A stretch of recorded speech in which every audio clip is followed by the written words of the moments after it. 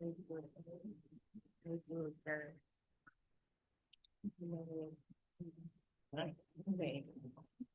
welcome everyone. I'd like to call the meeting to order. This is the monthly meeting of the Lincoln Park High School Local School Council. And this is our March monthly meeting. So the first thing we're going to do is a roll call. So I'd like to start with Jaime, if you could just say your name and then the role you play on the LSC, and we'll go around the you here. Okay, my name is Jaime Ponce. I'm a parent and rep. Great. Veronica Hurd, non-teaching staff rep. Leslie Gonzalez, parent rep. Eric Lascano, teacher rep. Peter Talmers, parent rep. Eric Stein. Paul Kendrick, community rep. Amy Zemnick, parent rep. Laura Yepes, parent rep. Jiley, student rep. George Dervillis, student rep. Awesome. Happy's gone somewhere. Okay. She's Okay. Great. Given that we have established quorum, so we can go ahead and have an official meeting. The next item is to review approved minutes from February. I don't see Alicia here. She has not provided the minutes. So when she does attend, she can provide an update on when they'll be available. Apologies for that. Next are celebrations for Lincoln Park High School. One thing, by the way, for the members in the LSC, I've put together the agenda and I added some estimated time allocation for each item. And that just gives us a chance to try to stay on track and keep them moving forward, keep these efficient. I also just realized I skipped public participation. So sorry about that. The next item is public participation. So is there anyone in the room or online who would like to come and make a statement? You are welcome to do that. Yep. And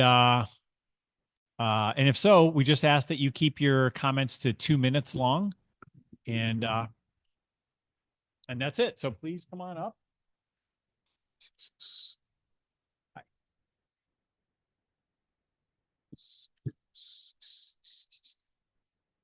Okay. Anyone online? No one online. No one's attending virtually. No one's comments. Okay. Yeah, please just put your hand up and we'll let you into the meeting. What's that? Oh, yeah. And also, Alicia, can you just say your name and role on the LSC? Alicia Hernandez, parent rep. And you? Catherine Talmer, student rep. Thank you very much. Okay. George, I saw you raising your hand. Did you have a public comment you wanted to make, or was that about something else? We discussed making a mural for the 150th. Not yet. Okay. We have a special time. Oh, okay. Yeah, we'll do that during. Madness School for both the men's and women's tournaments and college basketball for everyone tonight after the meeting. That's awesome. I told Miss Fiasaw about it. She's on board. I'm going to start advertising it tomorrow. That's great. Well, that sounds like a celebration. So let's move into celebrations. I got a couple. Thank you. This is a basketball school after all. Yes. Yes. Okay. Thank you, George. Dr. Steinmiller. First of all, and I should turn my camera on so I can celebrate this one for everybody. We have our group of students and teachers who are going to Australia and New Zealand. This is a part of they're leaving Sunday. Pretty awesome. This is part of the, some of the swag that they've got going on with it. So I tried entering it, but I got waitlisted and cut off. I'm sorry that happened, but I'm really excited for that. We currently also, there's a lot to share. Hold on a second. Let's see if I can share this right. Oops, wrong one. Give me a second. We have another group they are currently in France. So I'm trying to get their image up. Here we go. Sharing this, that we're excited that we have this wonderful partnership where we do exchanges. So this is our students in Paris right now. And then we have an exchange where they're staying with families in which after spring break, they'll come here to Lincoln Park. And it's just been a really great partnership. So just wanted to celebrate that, another celebration. Then there's another another celebration. I'm kind of excited. And it's actually more of an announcement. So let me share this too. Hold on a second. Okay. So I'm gonna share this little photo right here. Because next Thursday, on March 20th, I will be appearing on Wheel of Fortune. What? As a participant. My focus will be to elevate Lincoln Park High School during that time. Oh, incredible. So we will be having a watch party here at Lincoln Park High School next Thursday in our auditorium. I know you will. And so all I can say is it's very entertaining. We're working with Wheel of Fortune to get a lot of publication out. Working with ABC 7, which it'll be on at 6:30.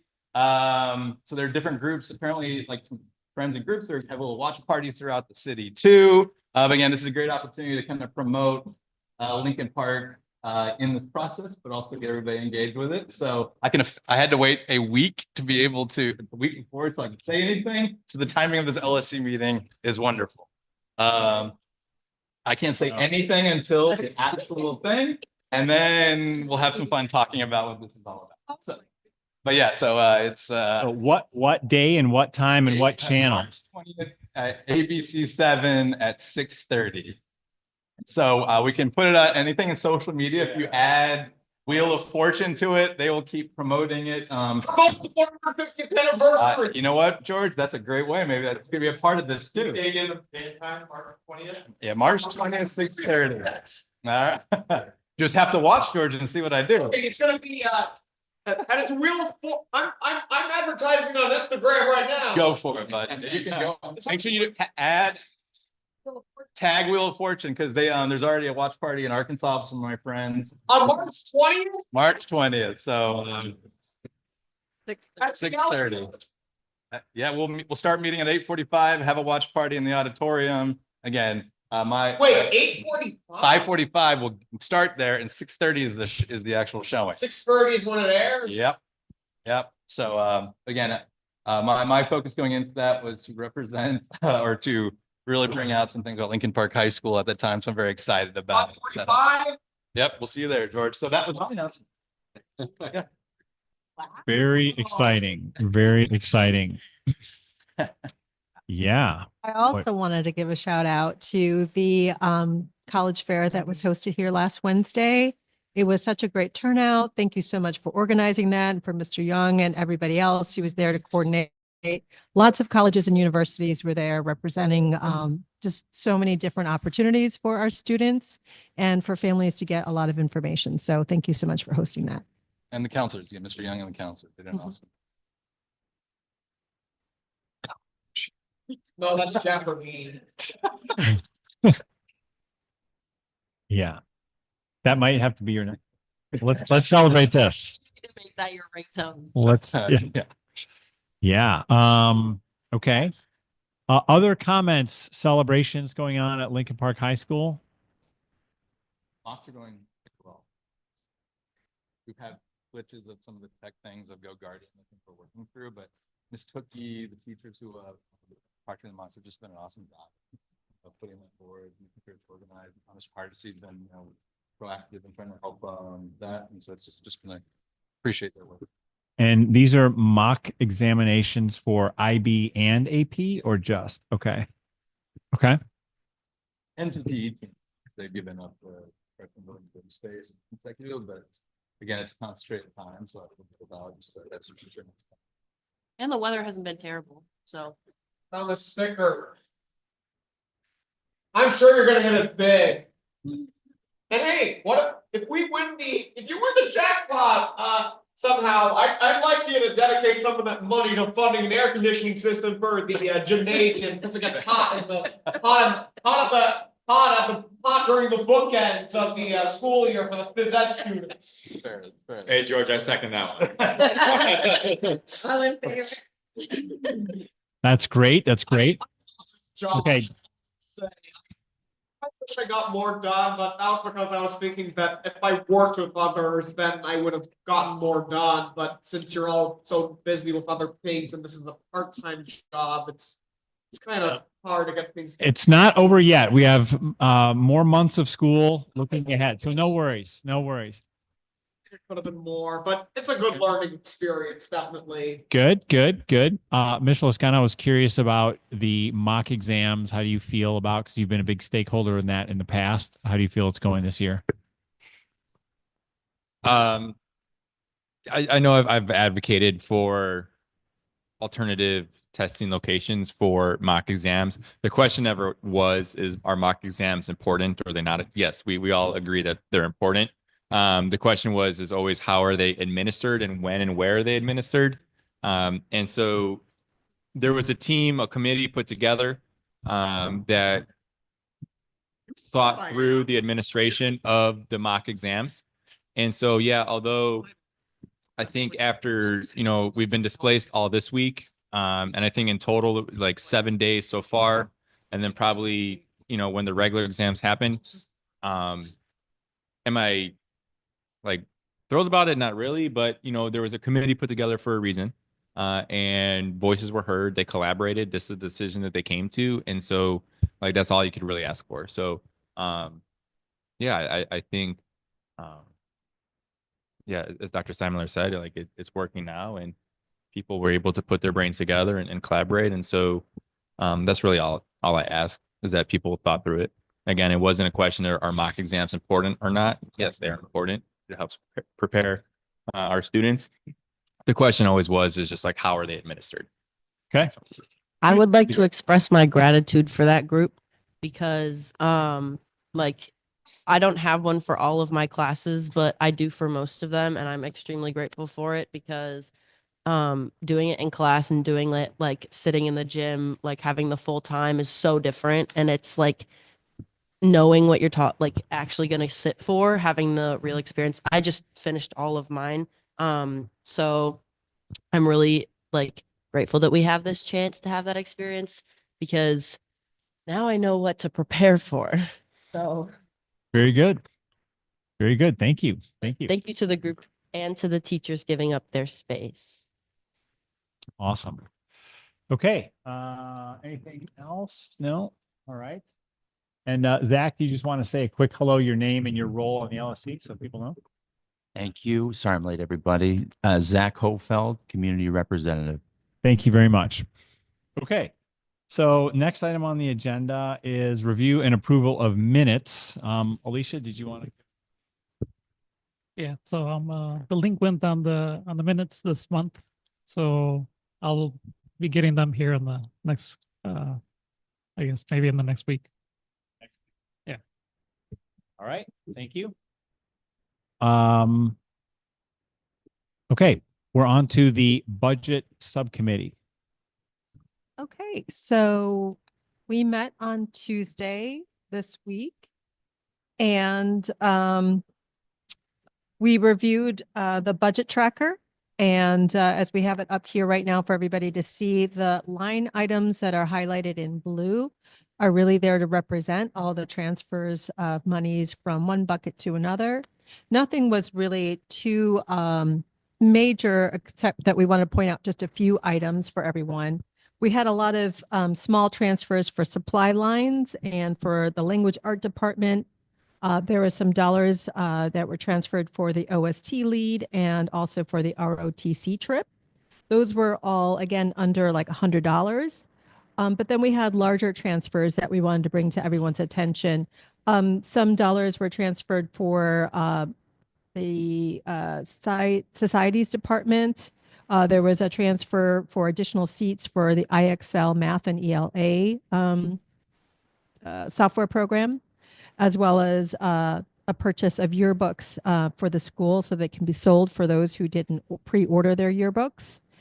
And then we have 2 line items for transportation. And I want to bring this to everyone's attention, just so you know, it's below the threshold, but just so everyone's aware, we have $5,000 that's being transferred for athletic transportation, as well as another $5,000 for supporting school class trips.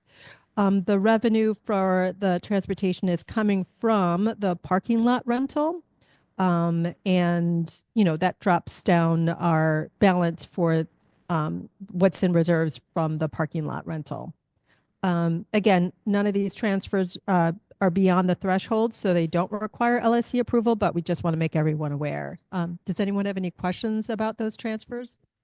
In the subcommittee, meeting, we talked about what the 575 line was. Can you just clarify what that is for anyone listening? Yeah, let me see. Actually, Dr. Steinmiller, do you want to clarify 575?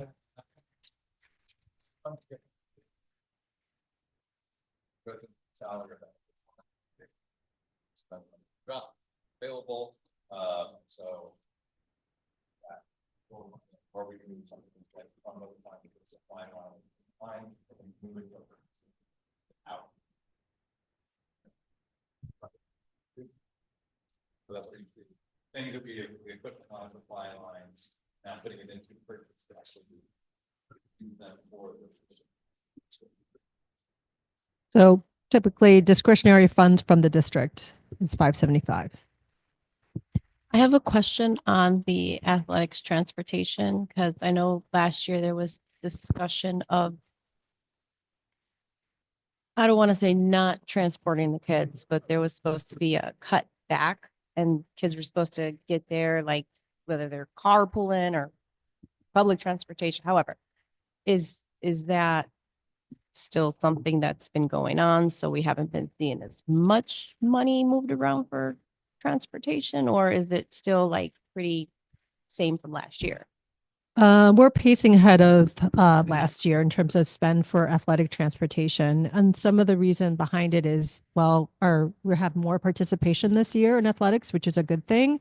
And also we're seeing that we have more competitions. We're in postseason competitions. So again, another, great thing for the school overall, but that does mean that we have more transportation needs. Our hope was that we would reduce some of the reliance of the school to transport our athletes. And I know that some people have made, Mr. Lascano had mentioned that he is having the parents transport the athletes on non-attendance days as well as on weekends. But during the week, we really try to get our students to those competitions as best that we can so that they can compete and be there. There's not much of a difference as far as last year's financials versus this year's. Well, we are spending more this year than we did last year. I will also add that Miss Wheeler, who is the athletic director, just had a meeting this week with the spring coaches, which is fantastic. And one of the things I believe that they did discuss was, alternatives to utilizing funds from the school to transport the athletes. So there's alternatives that, hopefully the coaches can come up with, but we're here to support as best that we can to make sure that people participate in a really important, activity. We did meet Monday. Was it Monday? The financial, I don't even know what we call fundraising, the fundraising group to all kind of sync up and hear what's going on. And this was something that got brought up, and we are gonna look at it with the boosters moving forward because we don't feel like it's something we can sustain. And so we're really talking with them about either do we just get rid of buses altogether and everybody kind of has to find their own way to the game, and we'll address some of the teams that have these bigger, like football, that has all this equipment to bring with them. But I think many people felt like that might be the direction to head, and there's a lot of other schools that do it that way. So And, we, in that discussion, they're like, well, what about the band? Because they have big instruments too, just like equipment. And so this group is going to try to hash out some of those details and make a proposal so we can keep costs in line. I guess with that regard, what stakeholders are involved in that decision-making The process? group is not formed yet, but I'm trying to remember, Dr. Steinmiller, who was there?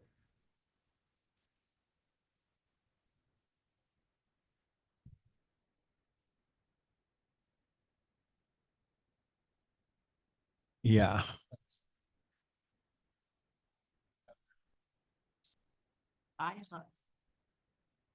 yeah, BOP boosters, friends of. But yeah, I mean, it's just kind of, we're welcome to join, you know. I guess I would, as a coach, and I guess just advocating for my own team, just the way our conference is aligned is like sometimes we'll play schools on the south side, southwest side, on a Tuesday or on a Wednesday or on a Friday night, and them not having transportation would become an issue. And so I would advocate for safety in that regard. And that's why I think on non-school attendance days or weekends, like, you know, they should be able to figure it out. But again, I think it's a good step that we're all collaborating and trying to come up with a solution. That would be my concern. And the conference games aren't something that I control. CPS gives us or CPL gives us the conference game. So again, that would be my concern. Okay. I think those issues were raised too, but again, nothing finalized because the work needs to start to do that analysis. But I think people were sympathetic to that. It's also just about being sympathetic to the money that's going to be available and how do we optimize our use of that. So no, right. And it sounds like it's just at the infancy and beginning. I think I personally would like to be part of those conversations. Okay, so moving on from the budget transfers to journal entries, which is another tab there if you guys want to go to that tab. We just wanted to point out that we have $250 from the Blackbaud Giving Fund that is going towards the winter formal. This was a specific charity that purchased 5 tickets, and so the $250 is going towards the winter formal. Also, we're moving $20,000 from the winter dance to the winter formal. I'm assuming, again, those are ticket sales that are going to pay for the event. And then we have $465 that were raised from the athletic concessions and ticket sales that are being moved towards athletic transportation. And then finally, we do have $2,769 being moved from student fees to cover band fees to clear negative. And then we talked about the winter formal, how many tickets were sold, what the total amount was that was raised, as well as what the expenses were, and then what did we end up netting out. So from Ms. Lopez, we learned that 1,129 tickets were sold for the winter formal, generating total sales of $56,450, of which the total expenses for the event was $54,950.93, netting a total profit of $14.9907. So this, of course, prompted some discussion about, taking these dances as an opportunity to not just raise some fun, but also raise some funds, using the pun that Peter brought up. But yeah, we also realized that, there's a challenge in the city of Chicago. It's a pretty expensive thing to rent out venues, specifically those that can host over 1,000 people. So we really are limited in what kind of, venues we can choose from. And costs have increased across the board. In fact, the House of Blues that was used previously is now too cost prohibitive for us to even consider them for a future event. Dance. So, while we're cost sensitive, perhaps maybe we can think of other ways to use these dances as opportunities to actually raise some money for the school, not just to kind of cover costs. So more discussion on that. And we talked about them being fundraising for all the students, but also fundraising for the school. So it's our fun way of putting it. Should we just drop? Okay. drop the mic. Never had one here. Nice to use it. Also, Alicia did ask the question about attendance, wanting to know where are we in terms of, was it as well attended as previous years? And Dr. Steinmiller noted that it was about the same as last year's winter formal. We do get a lot more attendance at homecoming dances. They're the first event of the year, so usually there's a lot more like hoopla around it.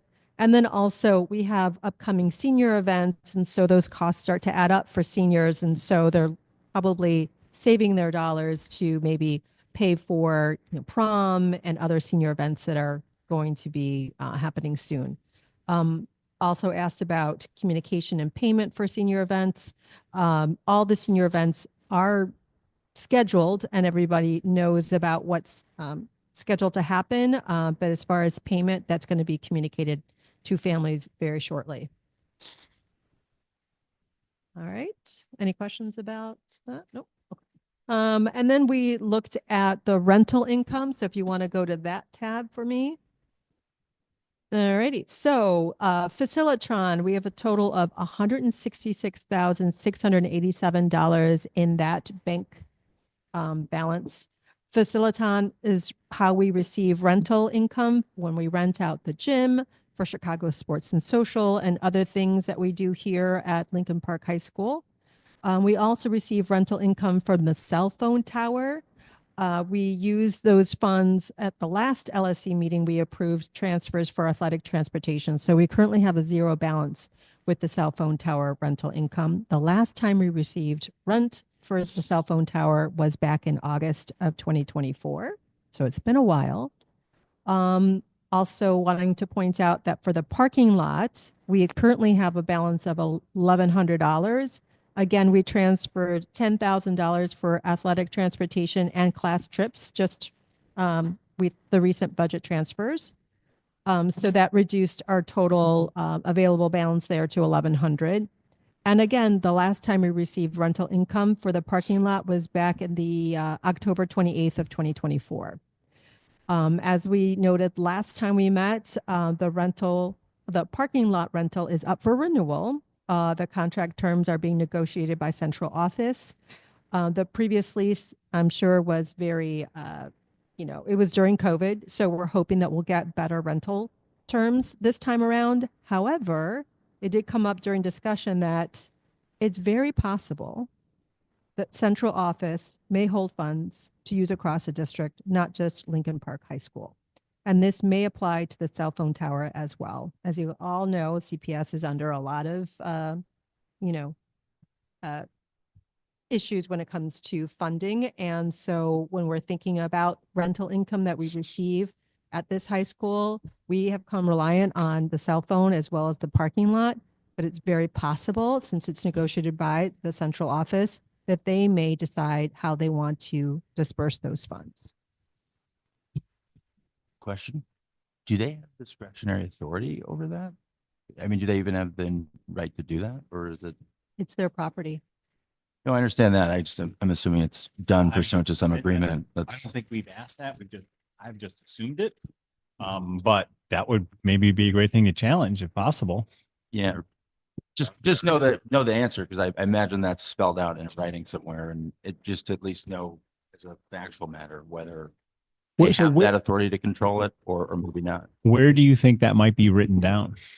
Not knowing how they did it. I mean, so it's the cell tower. It's operated by a third party, or it's operated by us, or Cell tower. 12 years ago, cell tower.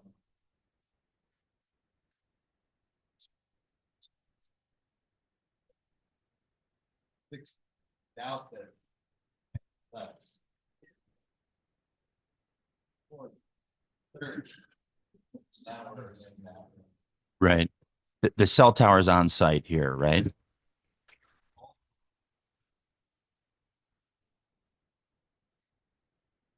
Got it. And it's CPS property. And but I guess AT&T or whoever the provider is just.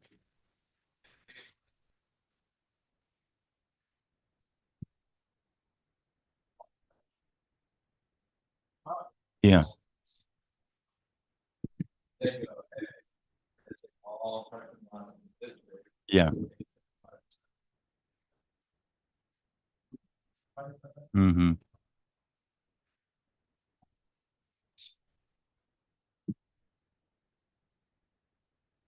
Got it. Yeah, so if the school doesn't have the contract, you got to think it would most likely be with CBS and their, whatever agreement they reach with AT&T.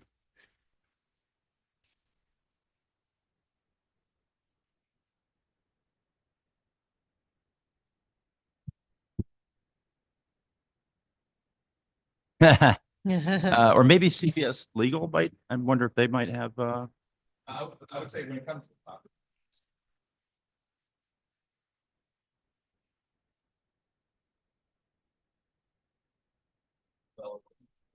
mhm.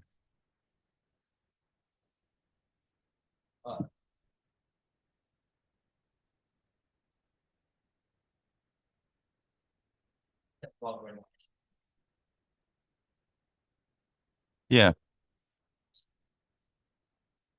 And just,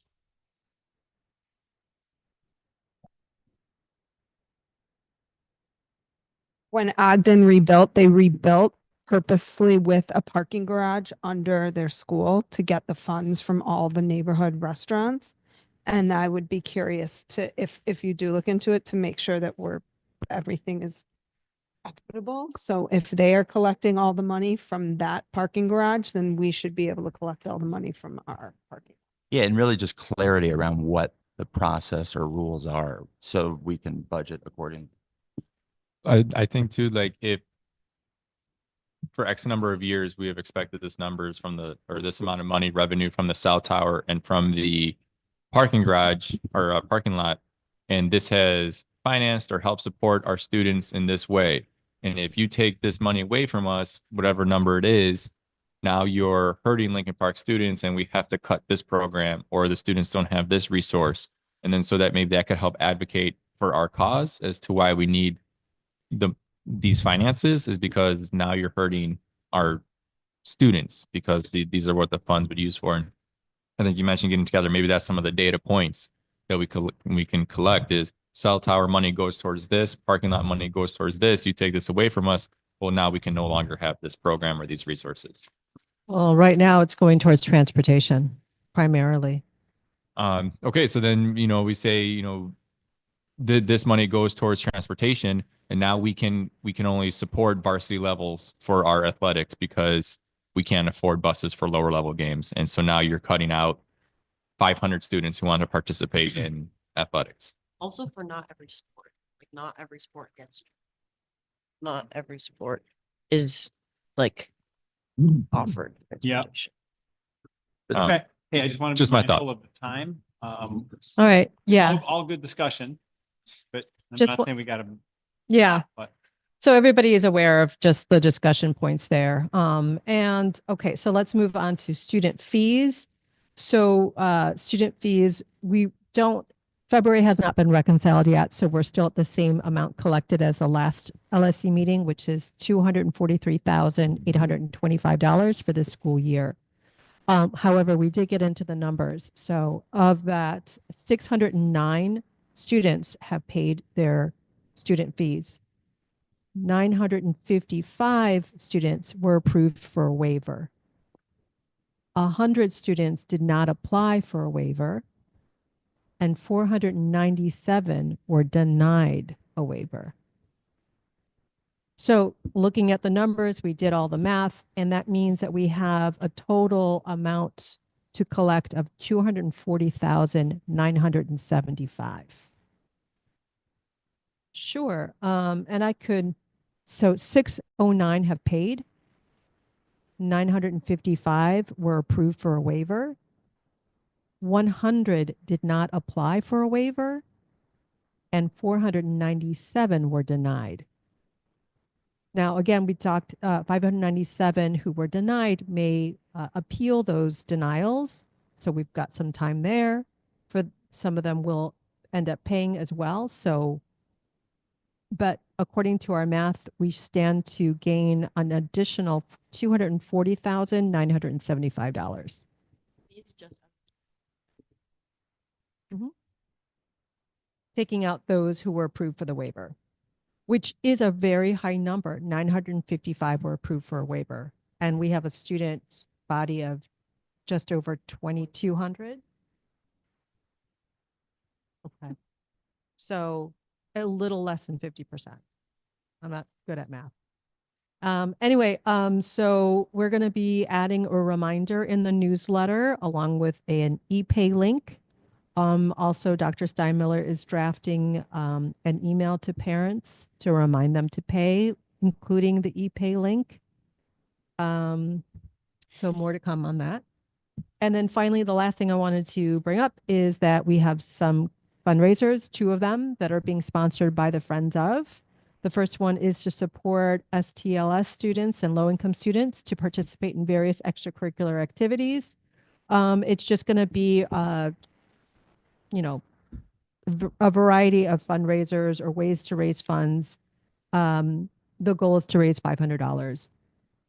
And then the last thing is in support of the senior showcase, concessions, ticket sales, ads and programs, raffle tickets, etc. The goal is just to net even for the event. However, because they do require approval from the LSC, I motion to approve these 2 fundraisers from the Friends of. I second that motion. Okay, all those in favor? Aye. Okay. Unanimous? Yes, Zach?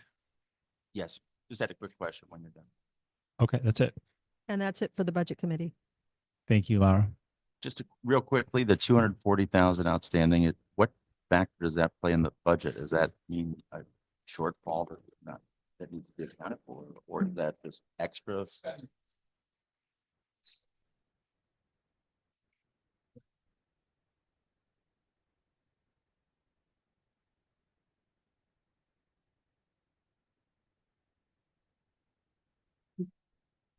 I think I just want to temper some of the expectations. 497.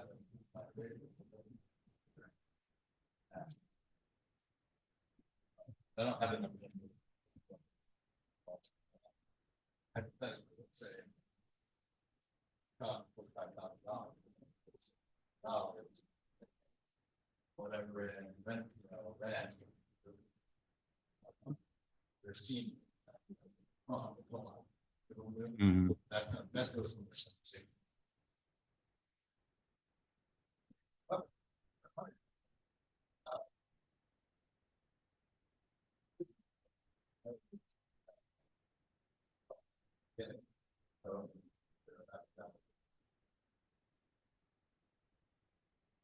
And any shortfall would impact the following year's supplies, basically.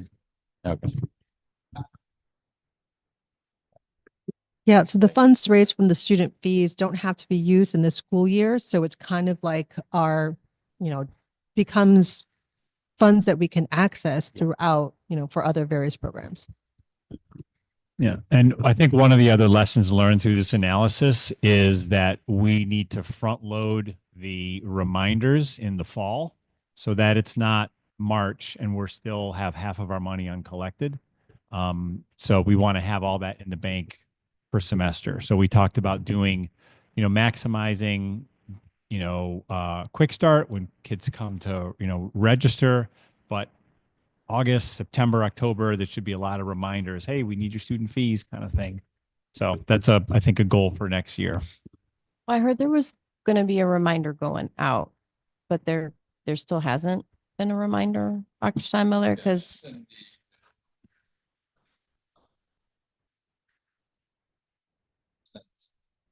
We have it.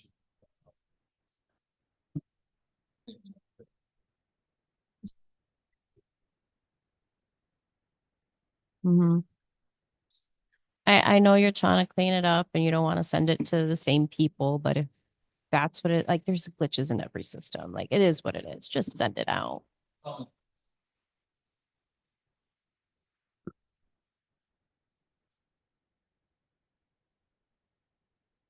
Sounds like too much work. Just send it out. Communication. Hey. Not, I favor my money to do that.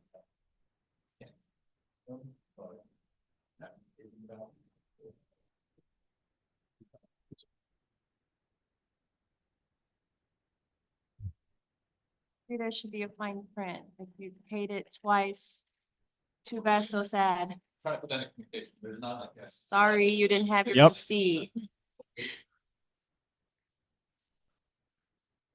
Thank you for your donation. Yes. Just for the rest of 3 buses. Yeah, exactly. And do we know last year how we ended up, by the way, on this? Like, I know we were trying to connect student fees late into the year. Do we know how we landed? In terms of total student fees collected, Yeah. I think we were at the 250,000 mark last year. I'll have to take a look into my notes from last Okay. year, but I mean, I think the same-ish. Yeah. So last year we only collected half of the fees. Yeah. Remember, we broke up the fees. It would to Yeah, the spring and 200, fall. 200. Really kind of made things. Yeah, but it seems Difficult. like we went back to the old method, but we're still in the same result. There's no reminders going out, so would we really be at the same result if there were reminders? Like, there just has to be. Yeah. So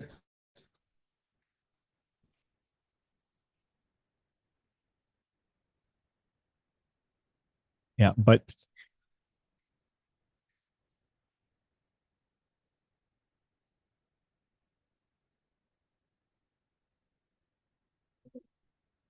Families who haven't interacted with, who have, right? Now, in, any, they don't have. Yeah. There's a lot of things. I'm not saying that that's how we engage people, how we maybe able to get something. Yeah. I'm not trying to say we're trying to navigate the foreign payment, but that's what we're trying to do. so what's the plan to do that?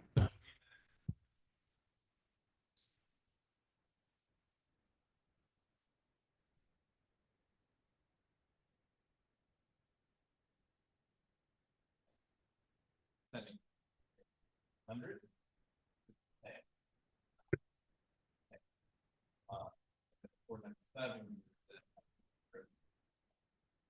That would be nice. How do we navigate payment support? Okay, so what's the answer? Like, how do we navigate? Because we have an amount between, just a minute, we have an amount between $0 and $400. Is there a plan to find something in the middle for the 497? 497?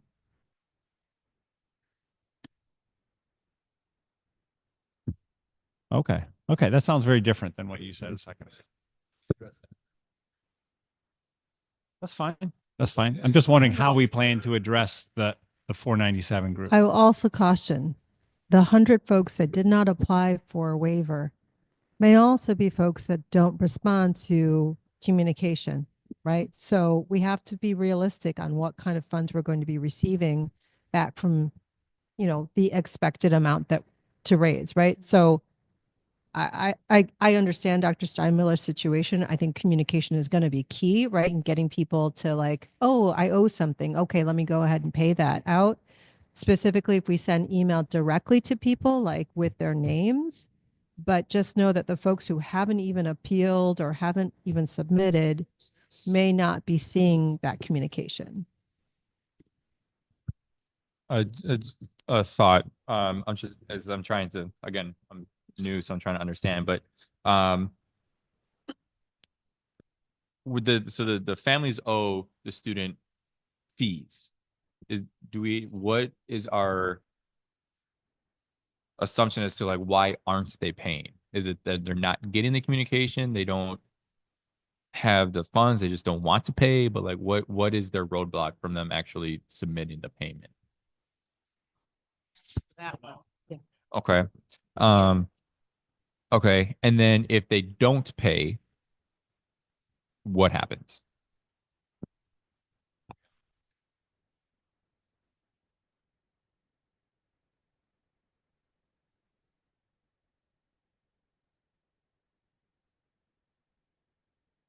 Put that out for people. So, but that's why the how we well, right? Like, I know specific people that I have no data. And. I guess that I'm sorry, I'm gonna, but I think that's my question is like, we know those specific people that should be paying, but like, how do we get, like, how do we? Again, as we fly away with this, we can be, that's what we have is.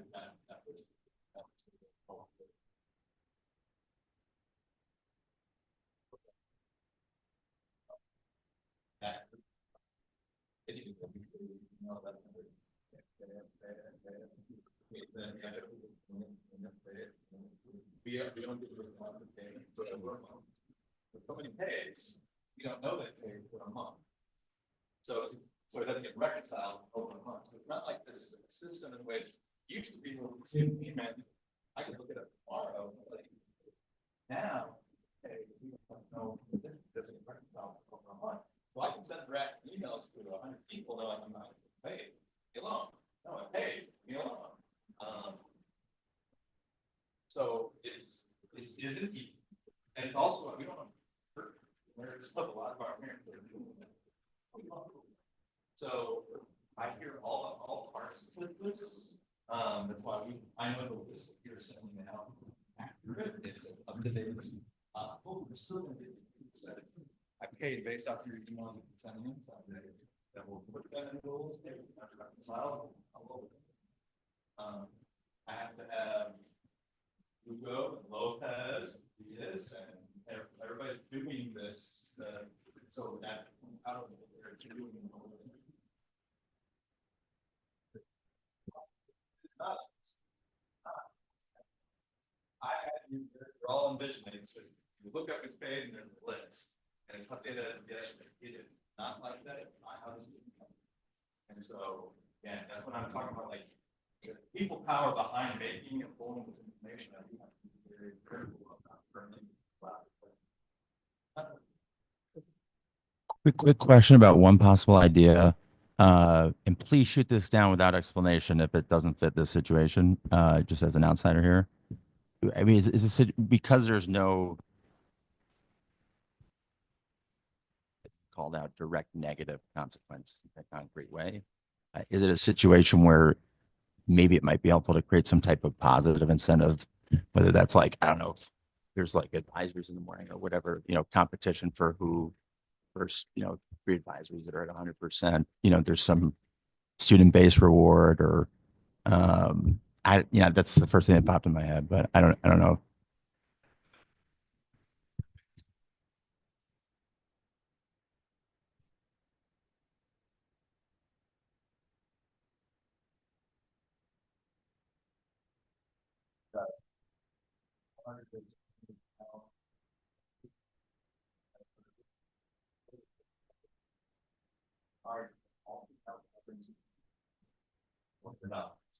And then create a list, but if you think you're going to get this waiver, click this. We're not thinking about to get information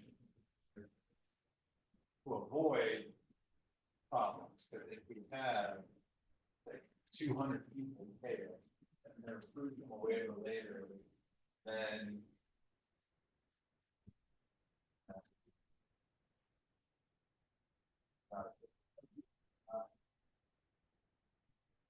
Well, we can't, I don't want to solve it here, but maybe providing deadlines to people to say, if you are applying for a waiver, it must be done by October 1st. Oh, okay. Okay. So that's already there. I guess the one other thing I'm learning is if there is a 1 month delay in reconciliation, that would suggest that these emails need to go out very quickly because we won't know until mid-April now where we stand. And then you can do another round is mid-May, and the next month everyone's in summer. So it's pretty late in the year.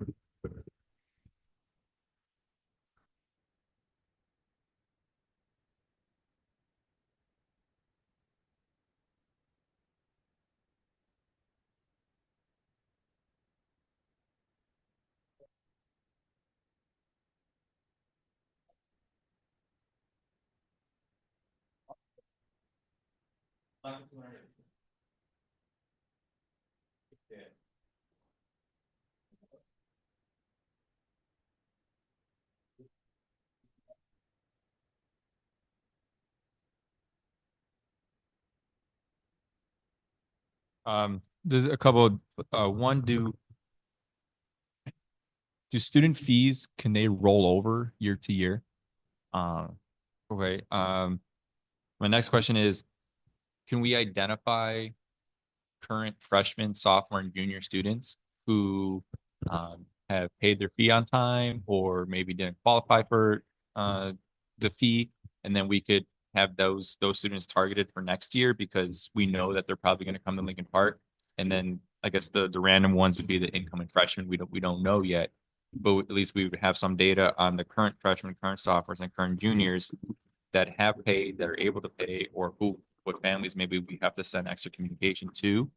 And then so we could try to maybe get on them earlier in the school year. And then in other schools that have student fees, what is their system to collect? Is it the blast emails? Do they do that as well? Or how do other schools with student fees go about it?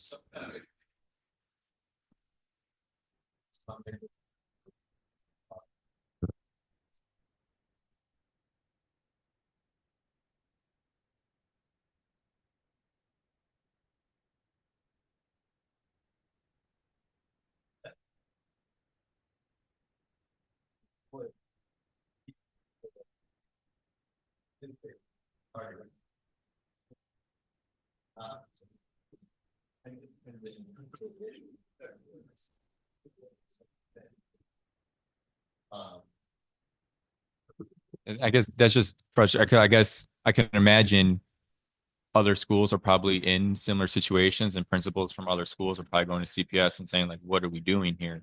And so I guess that part on CPS is very frustrating because it seems like it puts a lot of schools in a bind. This is something though we know, and it's now March. So we've been talking about this for, I don't know, 3 months. If we knew that this was a problem last year and we knew this was hard to reconcile, then we should have been starting this in October and starting to send emails to people in October.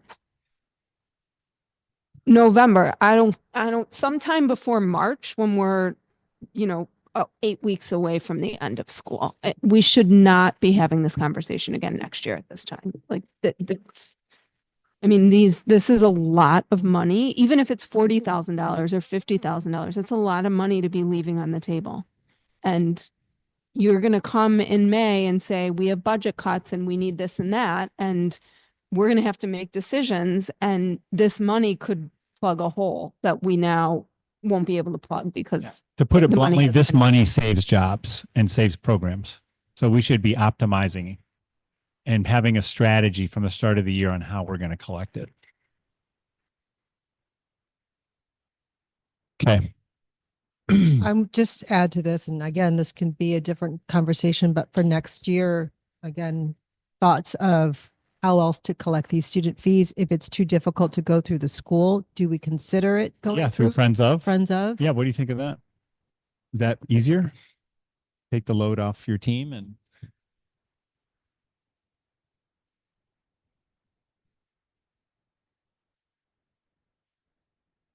oh, I'm sorry. I thought you said other schools do it.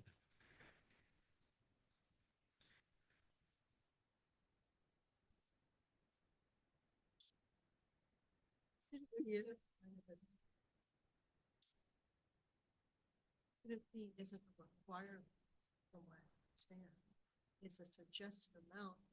Yeah, but it's not a fundraising effort. Right. It's separate from that. Friends of groups have separate fundraising efforts. This is a fee that every kid is expected to pay to buy paper.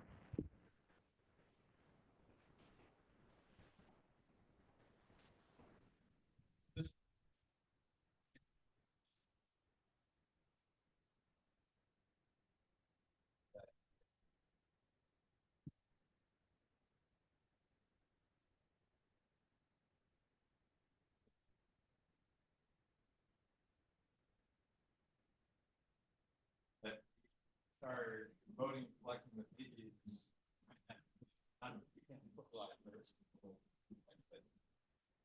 really, really early. We wait until. We can already say the families that. Can already say, heads up, $400 fees coming, expect to see it X, Y, and Z. So if you can get that set by April 400, you won't be able to pay it July 1st, but you will see it in our communication. We want to expect to start paying it July 1st, so we can start earlier. So that actually we're not chasing it after the actual. I think there's some practice to throw it out. But people I need to engage with in this process. They're forced to come on. Lopez, so we can have an additional subcommittee talking about the process. That's now approve it before the school year lets out. But I need to ask. That's part of 6. Now let's see. Thing we approve formula. I can already start communicating. $400 you pay this. First matriculation letter established hard to say. These are $400. Pay it to this person. So I think that sounds like a great idea. Do we need a subcommittee to implement that?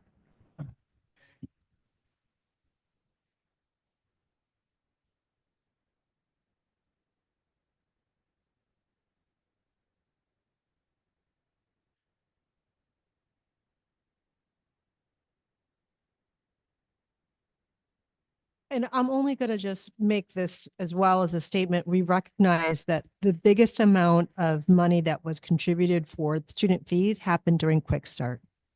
We got over $200,000 when students came to get their information on what was happening for the upcoming school year. That is the opportunity where we're going to get all the parents to possibly pay or do follow up with them continuously thereafter, because that is the beginning of the school year. That's when people are more, realizing, okay, this is what it's going to cost to fund, the supplies and stuff. After that starts, we realize we only collected $20,000 since Quick Start against student fees. That's, we just don't have that momentum like we do have at the beginning of the school year. I mean, with that said, like Dr. Steinler's point about reaching out to incoming freshmen, like we do that same concept during freshman connection for the incoming freshmen.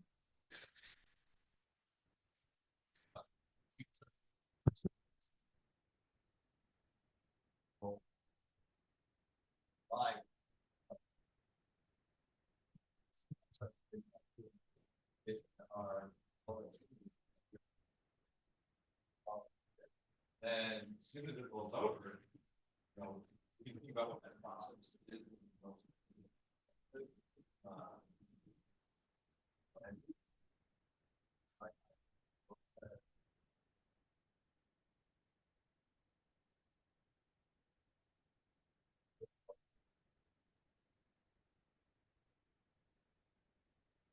Well, and the more just blanket marketing you do up front, reminders, the fewer people you're going to have to chase, which will shrink their reconciliation load. So I think starting earlier is a great idea, and then having multiple reminders. So, okay, I think we need to move forward. Let's go to the next agenda item. Laura, anything else on budget? You good? Okay. So the next is, thanks everyone. That was a good discussion, but so at the next subcommittee, Laura, just as the next step, that's going to be an agenda topic to talk about fees. Yeah. And then at the April LSC, we're going to bring a proposal, perhaps, if the committee decides to approve fees for next year. I'll also bring up what Mr. Lascano had asked, if we can post when subcommittees meet on the website, so everybody who wants to participate can join the meeting. Absolutely. Dr. Steinmiller, do we work with Mr. Hardesty on that, or how do we get those posted?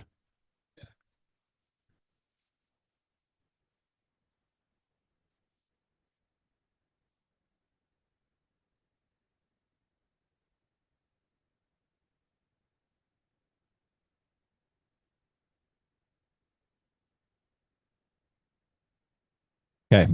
All right. Next is Friends of Lincoln Park High School. Is there a representative from Friends of here to provide an update online? So I'm just. Leslie? Okay, great. Yeah, I guess I'm the new representative. Okay, for- thank you. For that, and I will have an update next time, a much better update next time. Just because I kind of got into it at the end of the meeting that I'm in the LSD. I go to the Friends of meetings. Let me just, 'cause there's no one that ever comes, or I shouldn't say no one that ever comes, but they don't come as often. But there was just talk of the gala that's going to be happening. Is it the 22nd, 26th of April? So there are plans of that. There's things happening. I mean, I don't even know how they're doing it, but it's in motion. There was some news of robotics and somebody, I don't know if there was a donor that kind of put some money there. Like it was good news, I guess, on the robotics end. I asked for the minutes. I don't really have the minutes. Otherwise, I think I'd be able to share a little more. But they did mention something about all 50 clubs are still going and nothing's been on hold for them yet. So they are still in full gear. So that's another good thing that Friends of is helping with. That's pretty much all the news I could share because that's all I jotted down on my paper when I was at the meeting. But next month it'll be better, promise. Okay, great. Thank you very much. I'll just add that I happen to know a bit that the robotics team, I heard from Mr. Hardesty, won a grant for $25,000 to help fund their programming, which is fantastic because it's expensive to buy that equipment. It's also going to allow them to move into a higher level league with more complex robotics because of this funding. So that's really great news that they went out and found that money. So that's really great. And then on the gala, I want to, people probably see it on the marquee, but if not in the weekly Lions Roar, on April 26th is the annual fundraising gala for Lincoln Park High School. It's a big party. It's for adults in the community, and it's going to be just around the corner on Halsted Street near Armitage. We are going to have, I understand, the JROTC will be escorting people to and from their cars, which will be parked in the Lincoln Park High School parking lot. We don't quite have valet, but we have escorting, so that's cool. And it's going to be a great night. Please encourage people to come. If you're a parent in the community or any adult supported with the school, there will be hundreds of people there. There will be prizes and raffle and a lot of cool stuff happening. So please plan to come.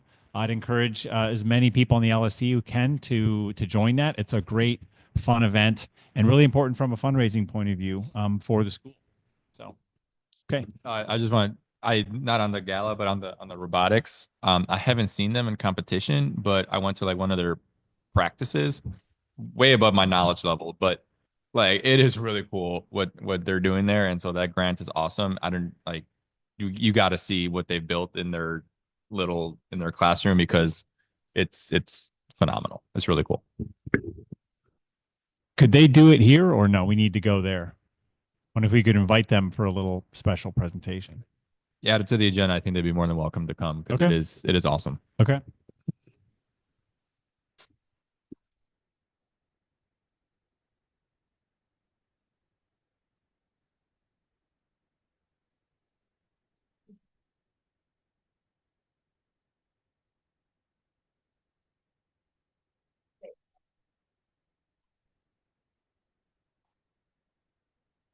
Are you talking about JROTC? Oh, okay.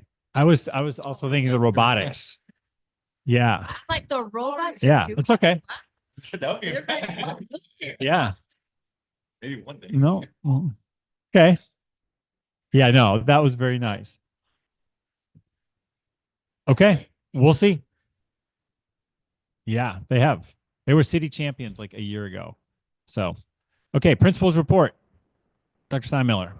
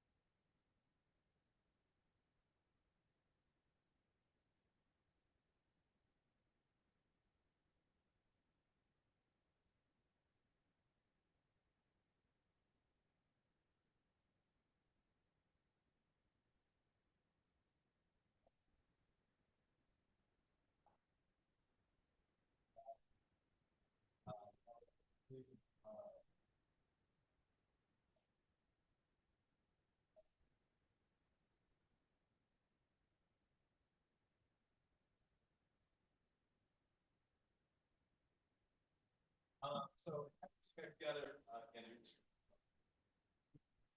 forward, a lot of really good work, focusing, learning lots of learning, doing, also the now programming are now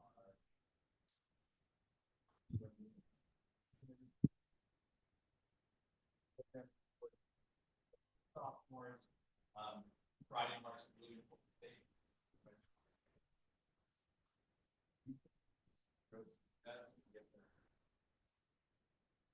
Offer letters to schools.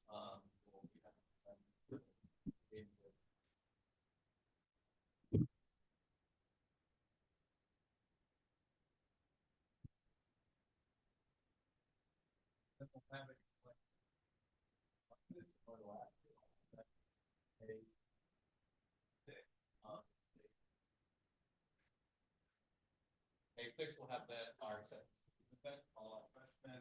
That's where by then, if we have like our keys and all that laid out, we'll have a heads up beforehand. Again, I'm meeting tomorrow. We'll finalize some of our diagnostics, diagnostic process, still according to freshmen. Major lists that appear here on IB, borrowed big spec, documents, plans, a lot of really hard work, really proud of that together.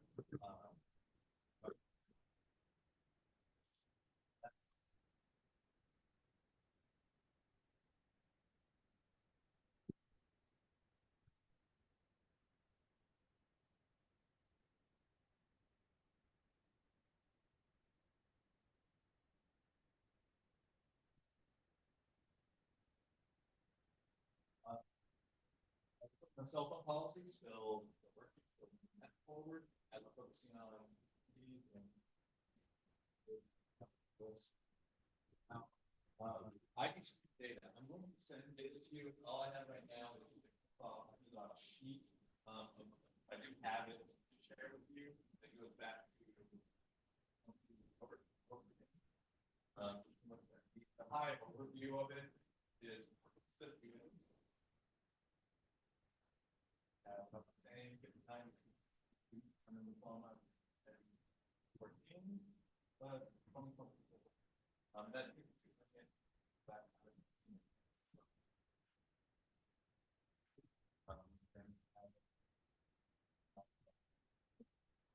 go over.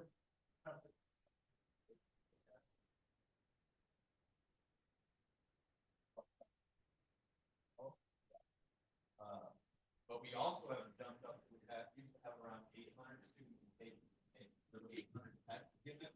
Now nearly 1,200. We have a lot of students. They get 4 or 5.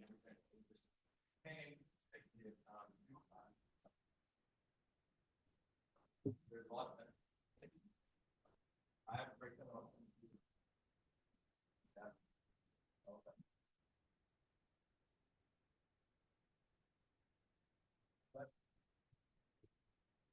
Big thing that we wanted to talk today about attendance.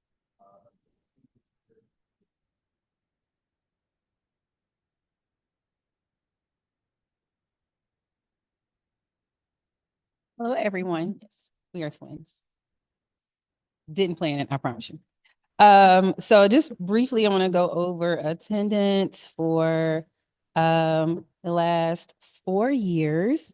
So our average attendance rate in the 21-22 school year was 83.5%. And then 22-23 was 84.6%. 23-24 was 82.4%. And then last year's attendance, well, that was last year. And then now we are at 86.2. So we're trending up. When we look at attendance per grade level, I'm going to show this comparison between last year and this year. So last year, our attendance was 86 for ninth grade, 86.09. And right now we're at 87.27. 10th grade last year, we were at 83.19. This year we are at 87.02. Last year, 11th grade, we were at 83.66. And now we are at 86.04. And last year, 12th grade, we were at 74.75. And this year we are at 84.14. So it's improving all the way around. We have the district kind of redefined chronic absenteeism. It was 18 absences. Now it's 10% or more. And so we are trending down, which is great. So in the 22 school year, we were at 53% for chronic absenteeism. The next year, the 23 school year, we were at 52%. 24 school year, last year, we were at 60%. And right now we're down to 45. So we dropped from 60% to 45, which is great. And what was it in school year 22 and 23 again? For 22 school year, it was 53. And then 23 school year, it was 52. So we went down just a little bit. And then it kind of peaked last year at 60%. And then now we're at 45%. When you're looking at the attendance, are you looking at like the current month of last year versus the current month of this year? Or We're are you just looking at the end of the year. This is comparing where we are right now to the end of the year last year. So this 86 is going to fluctuate because we're only in March. So, well, better weather hits, kids want It'll to. fluctuate, yeah. It'll change a little bit. So when I look at, and I don't have that, but when I look for like the year and time from where we were last year to where we were this year, we're above. Like we're above in all attendance metrics from year to year, date to date, end of year to current. And we put up the fence, so yay, that's been working well, giving us new challenges. And so we just pull some data on random days just to look at the overall attendance from a random day before and after. So I pulled December 10th and looked at absences. So when I looked at the overall absences from December 10th, for that day, it was 549 students with an absence. Now that doesn't, because there's no way to differentiate between a class cut and a full day absence. An absence is an absence. So there were 549 students that had an absence somewhere that day. And then when I pulled March 4th, I believe these days were both Tuesdays, it dropped to 476 absences, or students with absences. So it's working. We just have to keep being on top of it. I know there's been a lot of discussion about detentions.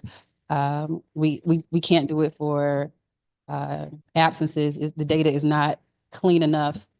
We tried it once and the attendance office was overwhelmed with, no, my kid was there. They were really sick. I just forgot to send my sick note in. So they, their absence it should have been unexcused. Here's the excuse. No, my child was with the counselor. No, they were with the nurse. So it's too much to clean up. So we went back to doing it for tardies only. And so that's been going out and kids have been serving their detentions. I don't have the deans manage that, so I don't know how many, but I know that they have. You just do detentions for totals, not for absences? Right, because there's no way an absence is an absence. And I don't know if you cut or you were truly sick. Yeah. It's just an absence. Okay. I mean, I just wonder if it.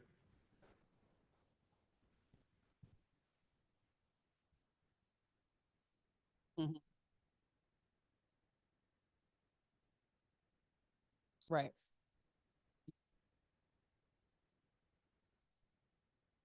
Right. I'm not against it, just something to look out for is like if it could create an unintended consequence where instead of showing up tardy, the student just skips because they don't want the detention. Oh, that's definitely happening. Well, then we need to think about that.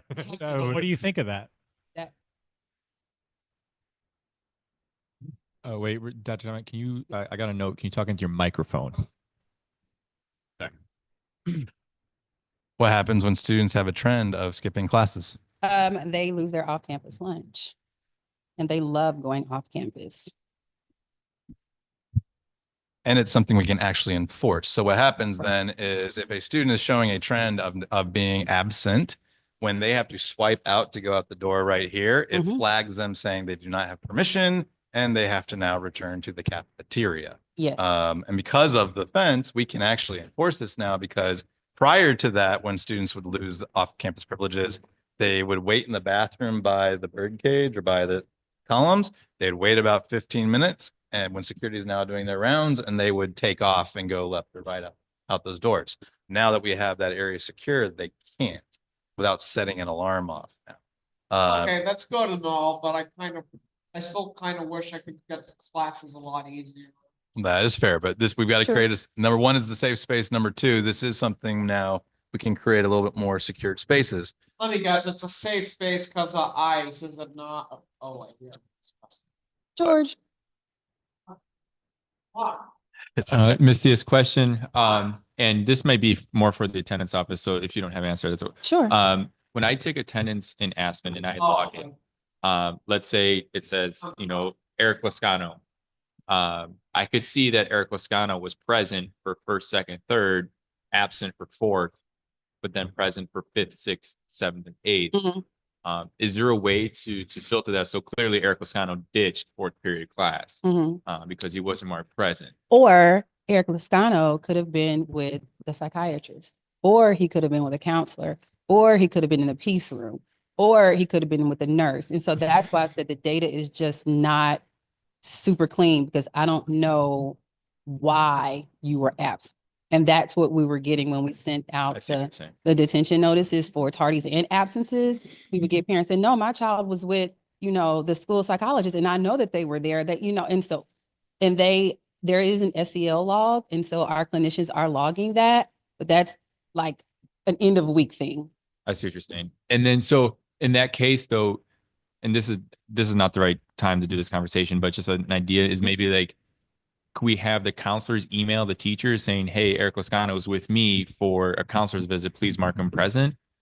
Is that, and I don't know if it's just a brainstorming. I don't know if that's the We solution can or talk not. about what that would look like. The counselors so the clinicians do have a Google Doc, that they have shared with the attendance team. So if they, if they're seeing khaki, then they'll say, hey, I have, khaki Tomers, with me at this period on this time. So the attendance team sees that at the end of the week, and they go in and update those things. But they're busy with a whole lot. So sometimes it might be 2 weeks. And so they have to go back and, backdate everything. So that's why I said that data is very difficult. We have a lot of wraparound supports here, and that's great, but it creates a gap sometimes in making sure that data is super clean. All right, I didn't realize that was. It's okay, George. And yesterday, detention was full to capacity. So the students are beginning to get it. They were running to get to detention yesterday. Yeah. So they had to start turning them away because we were so full in there. That was good to see. Thank you. Thank you, Ms. Hurd. That's great. Thank you. And one thing I just want to note too of this team's reflection, and I know that one of members of the attendance team are reflecting, we have some students who do have real chronic absentee concerns. We have students who are hospitalized still count against us in attendance. We have a student who is working, who is in a Disney whatever, and that every day counts as a full day of absence because there isn't a process in CPS. And so there are these things that will, even with those dings against us, there's still been an increase, which is good. But we also have some of the things to pay attention to about some of the families and individual kids that are really struggling, and making sure we have those processes to help support them too. Because if you're in home hospitalization, depending on the documentation, you can have a half day attendance or no attendance. And so there are things And either way, it counts against them and the school. Yeah. So I appreciate, everyone's sensitivity to those situations, because we need to be very supportive of that. I guess a question, and the trend is definitely good. In the last 4 years, this is the lowest rate of chronic absenteeism we've had, which is great. At the same time, it's nearly half the student body is chronically absent, according to the 45%. Like, what do you think of that? Does that alarm you? It's alarming district-wide and even in our own Right. network-wide. Schools that traditionally, even selective enrollment schools, even selective enrollment schools, are in double digits. We have the fourth most positive, I guess you'd say, of chronic absenteeism in our network.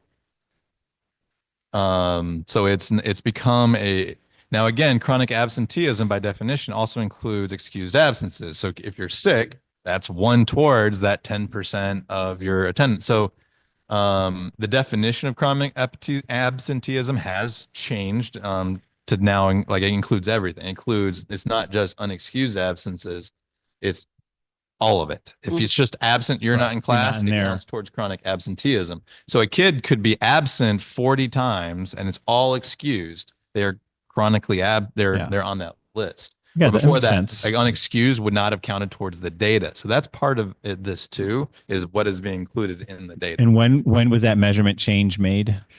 I believe last year. Yeah, 2 years ago. They started implementing it in the last year. That's why you only have that definition, and then so any retro data is kind of pulling off of that. So like as a teacher in Aspen, when we're taking attendance, there's different codes, and I believe one is AE for like absent excused. Yes. Or SF, like school School function. function, right. So we know we like those students are accounted for, like we know that they're on a trip, we know they're excused. That still goes against us. The AE does. Yep.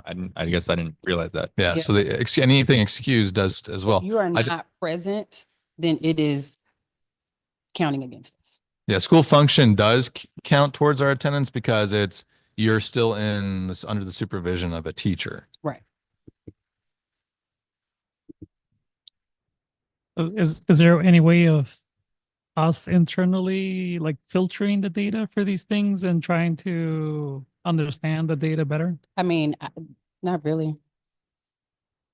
I mean, we can see the patterns when we see Yeah. a student that was like present, and then after like we see a pattern of a student missing 2 periods. Right. And we know that after lunch that the security is like, you scanned out, but you've been gone for 2 periods. They know when they're coming back, swiping back in and going, yeah, that you missed a class. So then that's brought up, they're now flagged, and then it's able to see that their pattern is starting. And that's why you don't have like 3 absences, 5 absences, because that's the part that the team was having too much it was too complex to do that because it took too long to fix it. But we can find a pattern right away, and that we can pull away then your off-campus privileges, and then you can have a plan in place to earn it back. Right. Right. And We can pull the attendance data to see. Generally, when I communicate with families, I look at their whole day absences, and then I look at their per period absences. So a kid might have like 15 full day absences or full and half day absences or 15 and a half. But when I look at it per period, it might be 300 tardies and absences per period. So I can filter that and say, okay, I see you are tardy for first period every single day, and then you are skipping second, and then I don't really see too many other periods. So in that case, yeah, we got to have some conversation about what's going on in the second period. How can we, support you to be at school on time? So yes, we definitely can filter the data to look at what is going on for the specific child. I will say too, a lot of times teachers themselves will take initiative. Like I was a part of a group email today about a student who has been chronically absent to the same class, and all the teachers of the student were emailed, including an interventionist. And so we sat down and had a meeting with this student to try to come up with plans. And so I do think it takes a community of school to get everyone in class or to class. And so some of the teachers do take initiative to try to help students as well. Thank you. Thanks. Okay. And how many absences until you're flagged, you lose off-campus privileges? It's not a set number because the system doesn't there's no flag per se. We can't set the parameters like that. But when we notice a student, generally the teachers will reach out. And so when we look at, I can pull the data and pull a student and see Eric Lascano has missed, this many days, then we can at that point take their off-campus lunch. And what is like, I'm just trying to get a sense for order of magnitude. Like when do we start pulling privileges after how many like absence? If I look at it when it comes across my desk.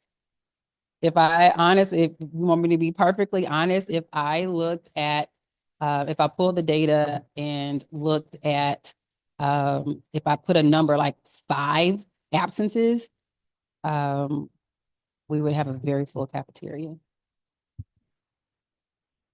Very full. So you're saying if you blocked off-campus privileges at 5 absences, we have a lot of kids here and we can't hold that many. So it's There you go. more than 5. It would definitely have to be more than 5. And it's also a trend. You know, it's not just 5 because those 5 could have been you were sick. And again, there's no delineation between a cut and an absence. You're just not there. Right. So it would be. But it would come at the end of the week when you reconcile, right? When you get all the excuses in there. But they don't come like that though. You know, parents are not sending them the day after their kid is absent. They might send it a month and a half later. So again, I don't know week to week. I see you were absent, but I don't know why you were Yeah, absent. the point being like those who are missing single independent periods. Yeah. Like they're skipping 4th period or they're skipping 7th period. That's easier for us to identify because you were here, you weren't here, and then you're back here and you skipped again, right? Or something, or you're hiding in a bathroom. Mhm. So that's easier to flag because you see that a person was there, and we can pull and you would see half-day attendance. Mhm. Half-day attendance are the ones you can start to see because at some point they were there and at some point they weren't. They weren't. And usually when they are at half day and a parent is coming to check them out, then we have documentation of why they are not there. So the half days are flags for us to be able to do this and target those students for off-campus privileges. Full day absences, those where a student is just cutting for the entire day, that is way more difficult to balance. So this, like, for example, even today, there are a handful of students I know that lost off-campus privileges just because of individual periods they were missing, like 4th and 8th period. So those students lost off-campus privileges today. So that's easier to pull. The full day and trying to figure it out, that's a lot harder. Okay. I think we need to move forward. Could you make sure that's projecting, Dr. Steinmiller? I had a couple comments that somehow it got. Thank you, Ms. Theus. Appreciate the analysis. Can you just go to the first section on leadership? There was a question. It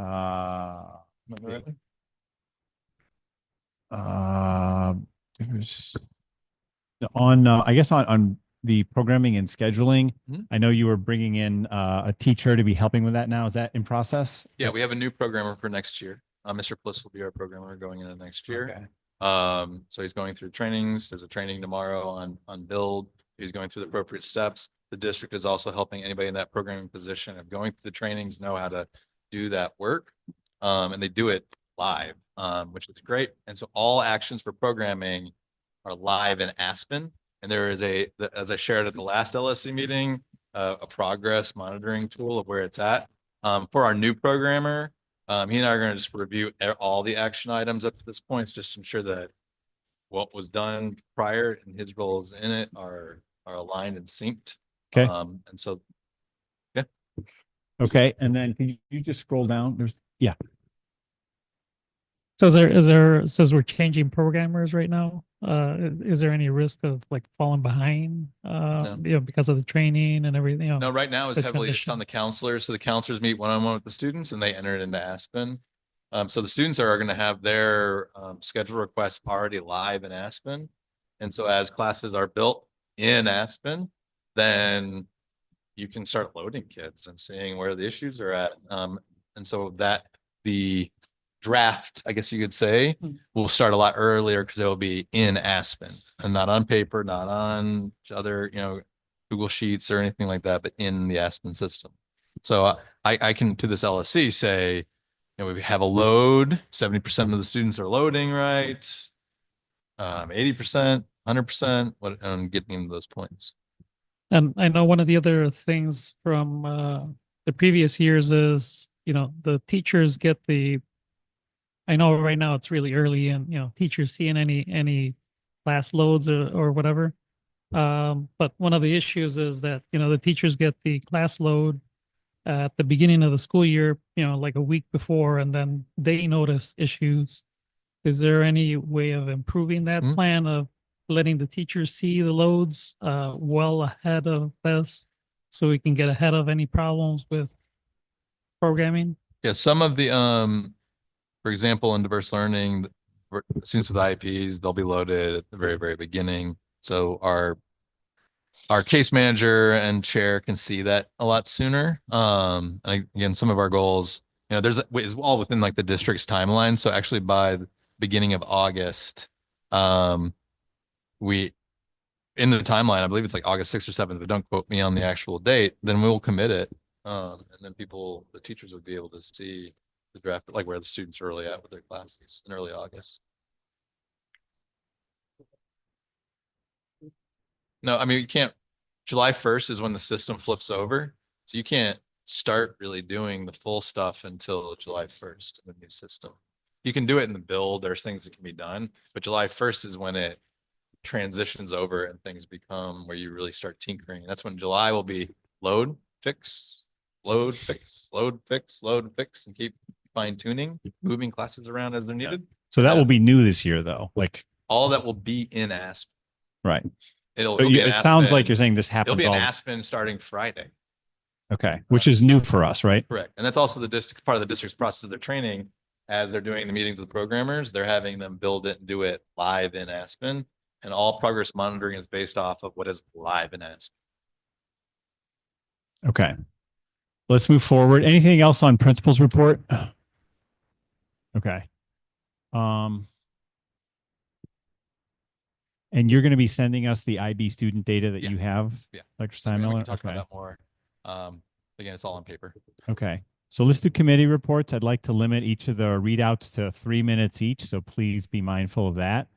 The first one is budget. Laura, I don't know if you have anything else to add. Nope, nothing additional. Okay. That section. Right. Yeah. Okay. Facilities, Mr. Lascano, I appreciate you reaching out, expressing some interest, maybe on facilities. I know you weren't able to attend, but Dr. Steinmiller, if you wanted to highlight. Yeah, some major things with our facility. We had basically one of the major head ups of facilities trying to address some of our major issues at our school. Ms. Hurd was present at that meeting as well. There's some things that have been lingering for an extended period of time. As we talked about, we've had a rodent issue in the freshman building. We now have a weekly contracts to have come out and like try to address that, including just looking at the overall building needs of gaps in which rodents can get it. And this is new to you. They dug up a playground that was massively infested, and they went scurrying everywhere, and they found home close to our in our freshman building. Oh yeah, the Oz Park Park when they were tearing it down for the new one. It's been a continuous and awful problem. But again, we're continuing to work through that, but we have more increased supports from that. Another issue that also came up was in our attendance office, there was a pipe underneath, a steam pipe of sorts that was leaking, creating some mold underneath it from old wood over spring break. The pipe's been now rerouted, moved, and fixed. So it's not creating moisture anymore, but you just have old rotten wood that has to be removed. So over spring break, it's being demoed and new flooring is being put in. So that's happened. Those are some of the two big ones that I appreciate the union and the PPC. They're addressing it. We work collaboratively, said as far as we can get with the work I can do. And that was it. Moving those things forward. Other thing with facilities, the CEDO, Chief Education Officer for Chicago Public Schools, came to visit. Shakumbava, real positive on academic and all the achievements that we were having. It was a really cool way to celebrate, college enrollment, college persistence, which was about to be a record coming up, and also our early college career credentials, the highest we've ever had, but also increasing the amount of, for example, Black male population of students, their success rate on advanced placement. A lot of really cool things. Then we're walking across to see personal projects, which was also super cool. But then she's also like, hey, what's going on with your fence? And I was like, well, it's our baseball fence. We have this. So she's pushing to get the district to pay for that instead of that to come out of Friends of funds. It's about $20,000 for the fence. Then it'll be like a sliding fence, create security. So those are things that we're really pushing to have done. I'll continue to follow up on that with them. We have our check-ins for our day-to-day facilities and custodial needs. We have a more robust process at the school for teachers to submit it for us to monitor where things are going on. It's actually, there's being stolen and replicated at other schools. We'll steal away. That's just fine. But let's keep fixing stuff. I do want to give a massive heads up coming down the line is just the billions of dollars needed to address the 800 buildings that Chicago Public School has. It is not optimistic on what that funding will look like for all these buildings in disrepair. I was actually talking during the coffee with the principal. I was talking with a parent who is a employed at a different school. And I brought this up about one of the goals would be to just have the first floors functional in all of the schools. And her response was, oh, that would be a dream. And I was thinking that's ridiculous. But she was like, I mean, half our bathrooms in our building don't work. And this and this don't work. So to have your first floor, oh my gosh. And that kind of was a reality check for me a bit too, of just the status of 800 buildings. Again, there's 601 schools functioning, but we have 800 buildings. So there's a massive thing coming. We have to keep focusing on, in the end, one school, Lincoln Park High School. And that's what we're going to keep doing and what we can do to keep pushing things forward and achieving our objectives. That was, in short, the facilities report. Comments, questions? Okay, next is extracurriculars. All right. Yep, I will, let me look at the email sent from Ms. Morris. I will share her key points. This will also be athletics. Let's see. Updates.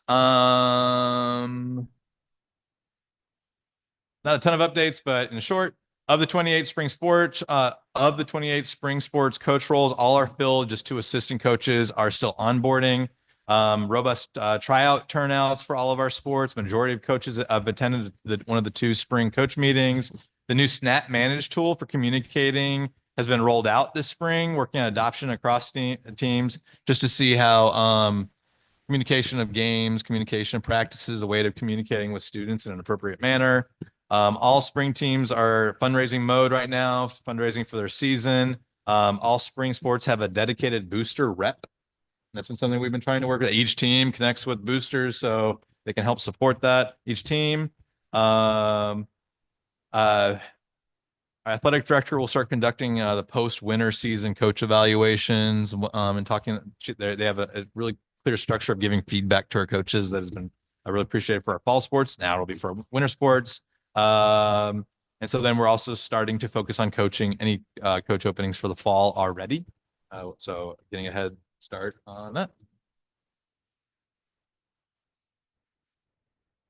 How about equipment? I remember like last year, I think there were like the lacrosse team, boys lacrosse was like, oh, where's all the equipment? And when they got it, it was the helmets didn't match, the jerseys didn't match, there weren't enough pads and all that. Like, do we know, does every team have the equipment they need to play? So majority of teams have it where the teams are purchasing them, they're responsible for them. The kids either own the jerseys or and the only thing we this past summer, we weren't storing equipment because we were cleaning out all the spaces to create storage for teams.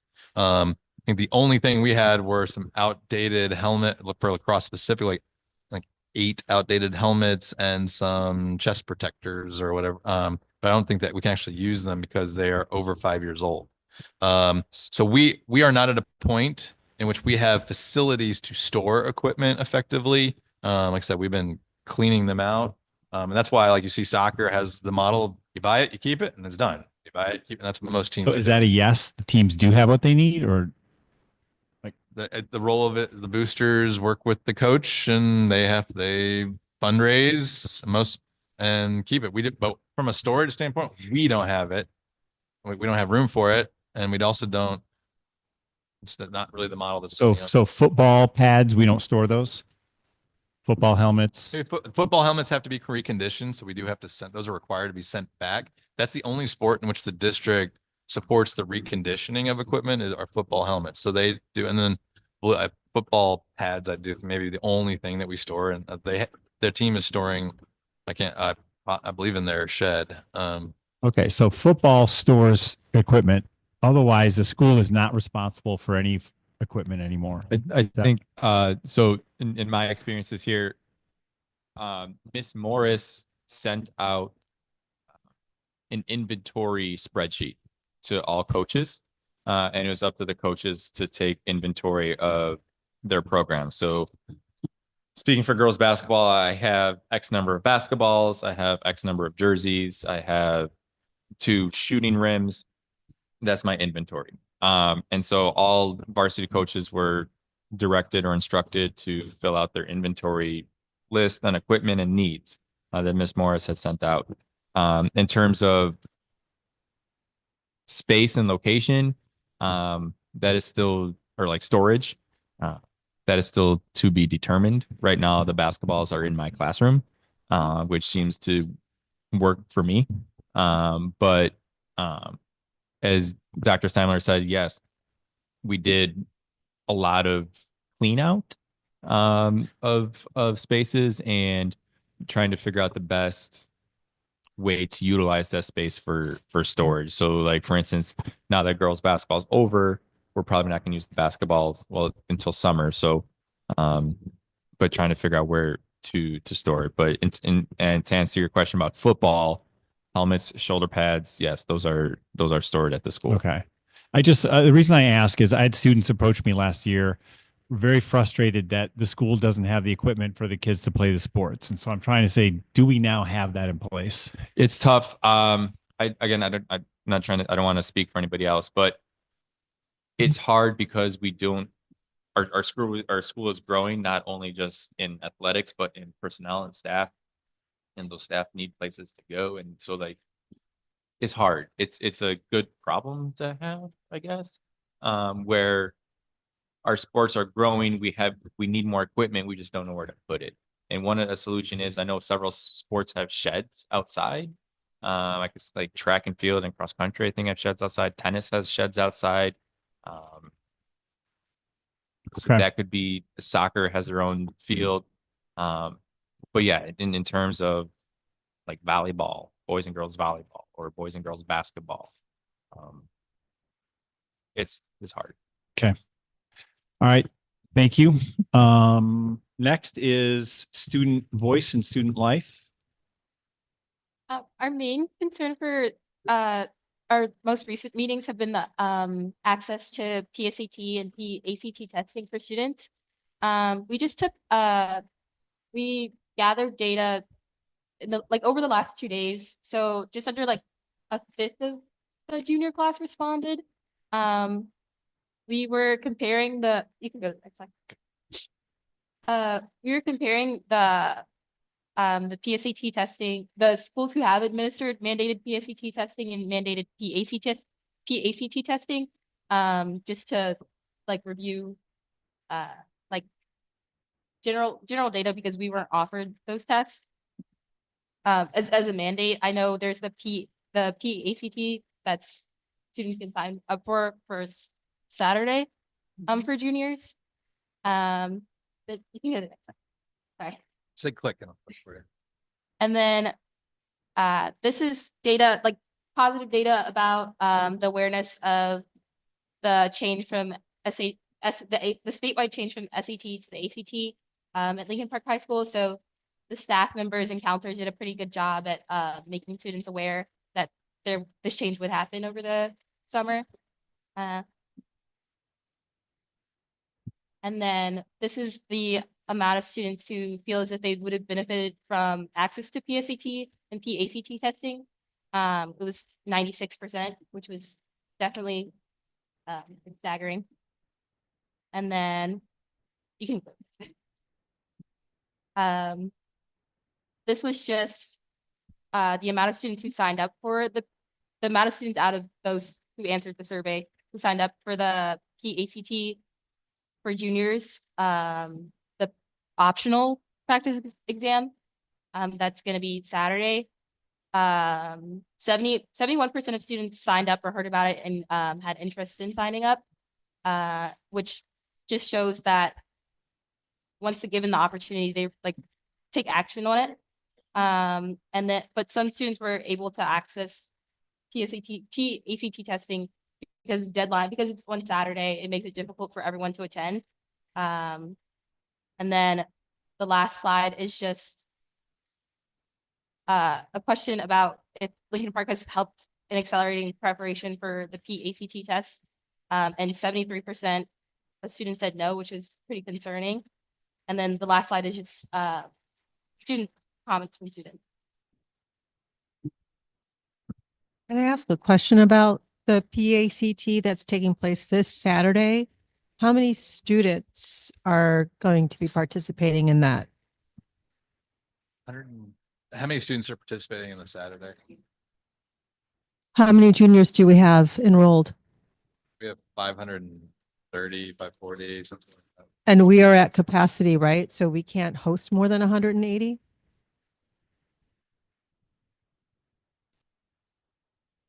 I know that was interesting with, cause is with an organization, this is set with an organization coming in. So, I mean, we try to get people signed up as quickly as possible. Now we are reflecting on what next year will look like.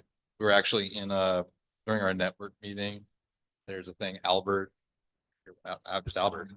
And it may be a way in which we can, it's a program that actually would be a year-long kind of thing that might be accessible to all students. Now there's a cost, it's like $12 to $15 a student. So if you did that for all freshmen, sophomore, juniors leading up to it, it's $20,000 cost. But it's something that we are looking at different options of being able to provide some additional supports and resources.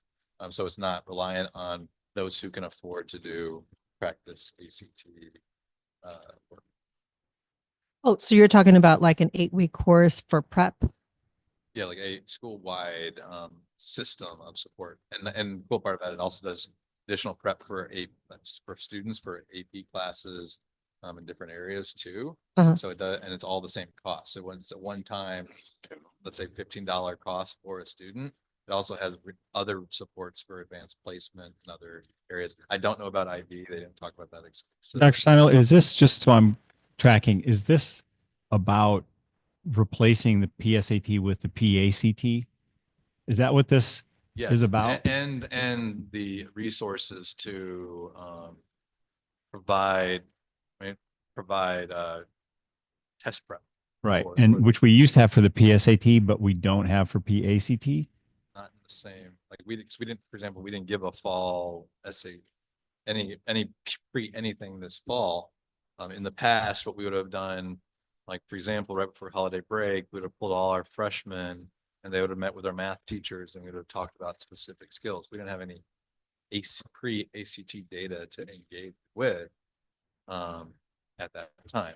So we transitioned from the SAT to the ACT and didn't have any prep for any of those transitions. So our juniors are kind of like flying blind right now. On top of that, we didn't take the SAT this year at all. Parents were just made aware of it by, I don't know, happenstance. Like I don't think I received a memo about it. As a parent, I was kind of annoyed because literally this is the opportunity that students have in order to kind of see what kind of exam. But again, it's a transition from the SAT to the ACT. Now we have the PACT that's going to be taking place on Saturday, which is an exam, a full-fledged like practice exam. I think it's like 4 hours long.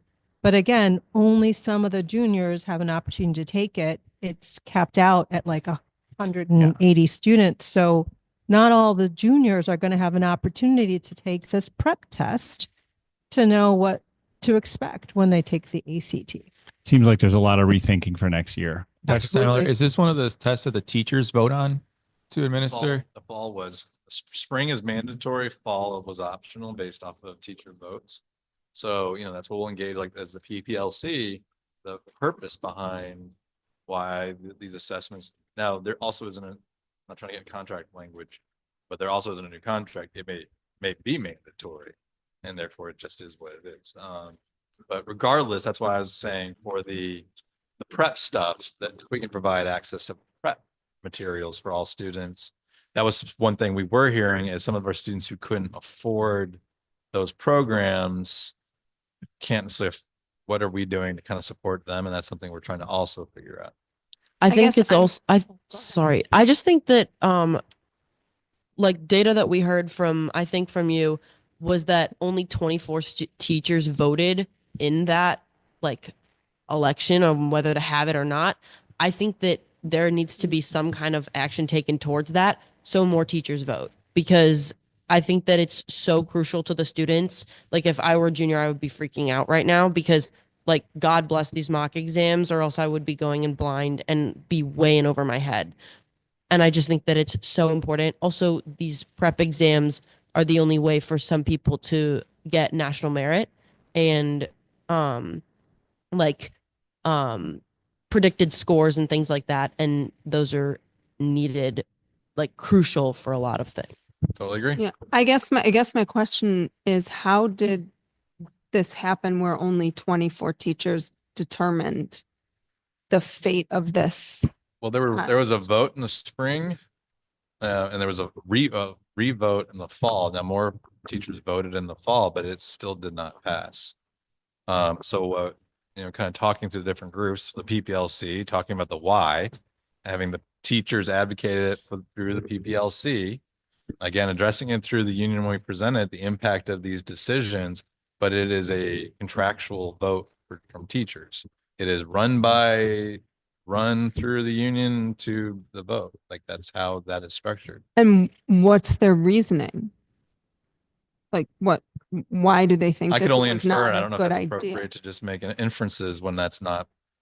There's probably a variety of it. There's a mix of things. One, they knew that it was transitioning from the ACT to the SAT. They know that for our size of school, it creates massive disruption of not having all students are required to be at school. So if you had 500 students taking it one group, how do you administer these tests? I mean, there could be a variety of ways in which, but again, the only way we're going to be able to address this moving forward is if the district makes it mandatory regardless, and it's not a contractual decision, or two, and we'll still keep moving forward through our organized teacher groups, PPLC, to discuss the teacher voice in this and promote teachers supporting it and the impact of it not being passed. Because if it's still a vote, let's say we had 138 teachers vote and it still gets turned, like we have to make sure there's a why behind it and people fully understand the implications. It seems like that did not happen this year. People did not know it was happening and did not understand the why.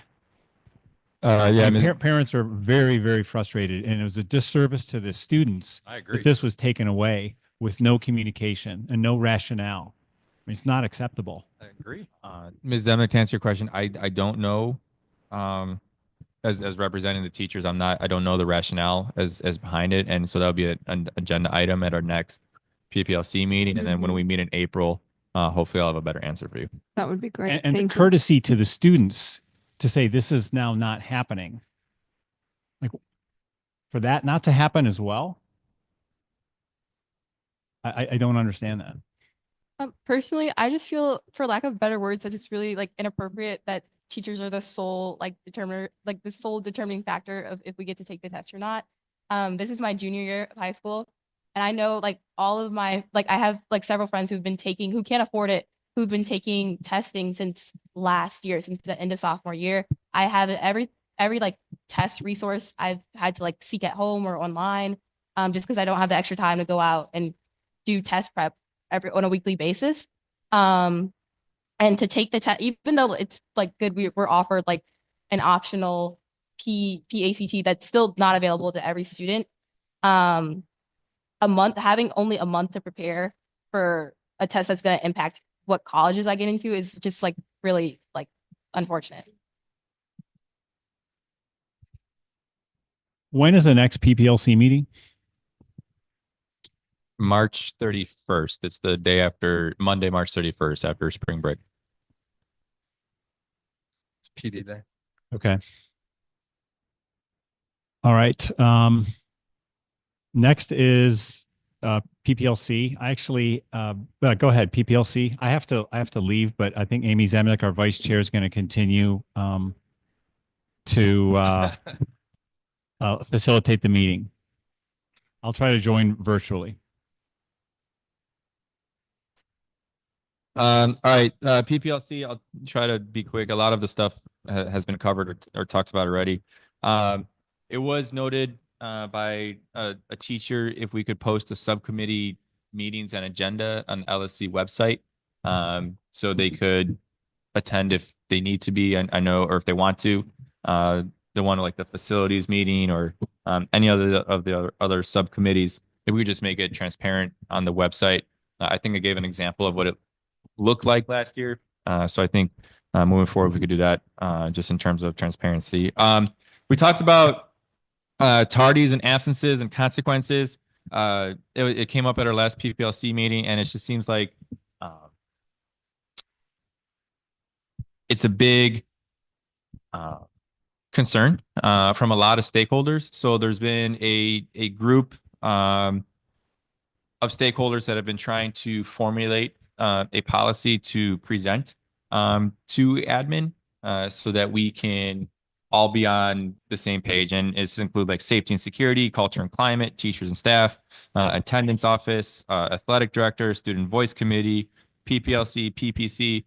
We identified that these stakeholders are crucial in coming up with this attendance policy and enforcement. So everybody's on the same page as to what we're trying to do. So we talked about that, and we've only had 2 meetings so far, but we are making progress. I don't want to share too much because we're still working on it. In terms of programming, our last meeting, Dr. Steinmiller did come and he presented to us. He did say that we were on pace for all teacher schedules, all student schedules to be accurate at the beginning of August. There was the student voice committee talked about the testing. And then there was, it was brought up about on Fridays and Saturdays, there's a group of individuals that come into school and serve as the admin in charge, and they are paid the non-instructional rate. And so there were questions raised by some PPLC members if that is the best use of funds to pay those individuals to come in on Fridays and Saturdays to support athletics and other extracurricular events. And then in my meeting with Dr. Steinmiller regarding that, that is up to the principal's discretion as to how that is used. Can you back Yep. up just the one you mentioned? You guys did talk about the PACT. What did you guys discuss? No, I'm sorry, I misspoke. That's in the most recent student voice committee meeting. We talked about that, and that's going to be on the March 31st agenda. I misspoke there.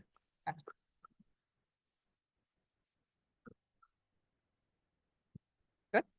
Questions, comments, concerns? So I guess kind of going back to this, to the 24 voting teachers that voted for the PSAT versus ACT business.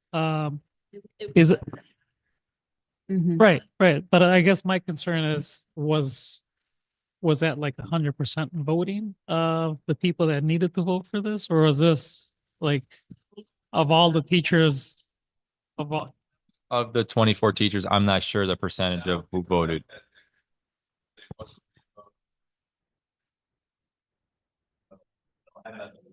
But I right.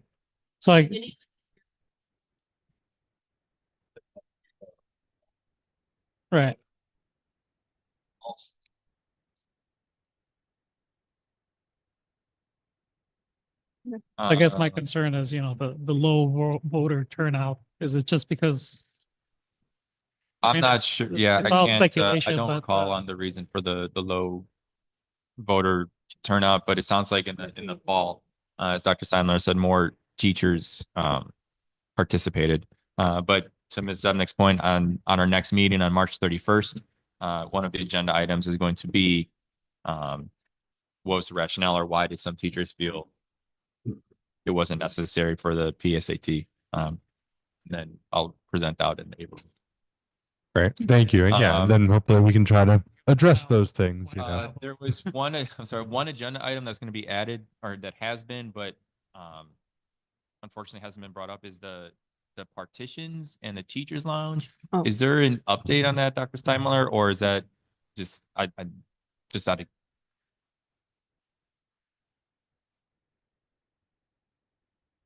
Right. So the alternative, so one suggestion was to switch the college and career room, which Mr. Young is at. Okay. Okay, just let me finish, please. Okay. Thank you. But I want to just tell you right now that it's absolutely not on the table. Okay. I never interrupted you, so please don't interrupt me. Okay. So Mr. Young is coming to our meeting on March 31st. And so I explained to him some of the ideas or thoughts that some of the PPLC members have had.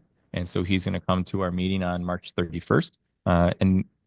And so he's going to advocate for the use of the college and career room. And the idea was to switch that room with what is now the current teacher's lounge or copy machine. I have to say, as a parent rep, I'm really insulted by that proposition simply because our students use that college center to get guidance on, what their opportunities are post high school. And I'm so sorry, but like literally to put Mr. Young in a room where he's being asked to defend himself and not have parents in the room or other students in the room, I think is putting him up for it's just unconscionable to me. I think that you guys should present a plan to the other parties, maybe even present it to the LSC before you actually bring a meeting with Mr. Young.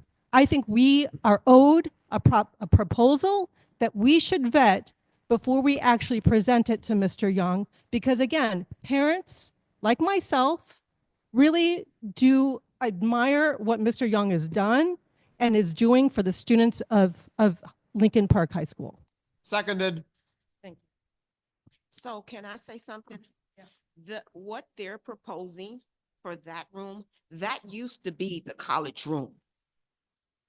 So I'm sorry, that used to be our college room. Where the petitioners, we're talking about the petitioners, that was our college room. Let me give you a little history.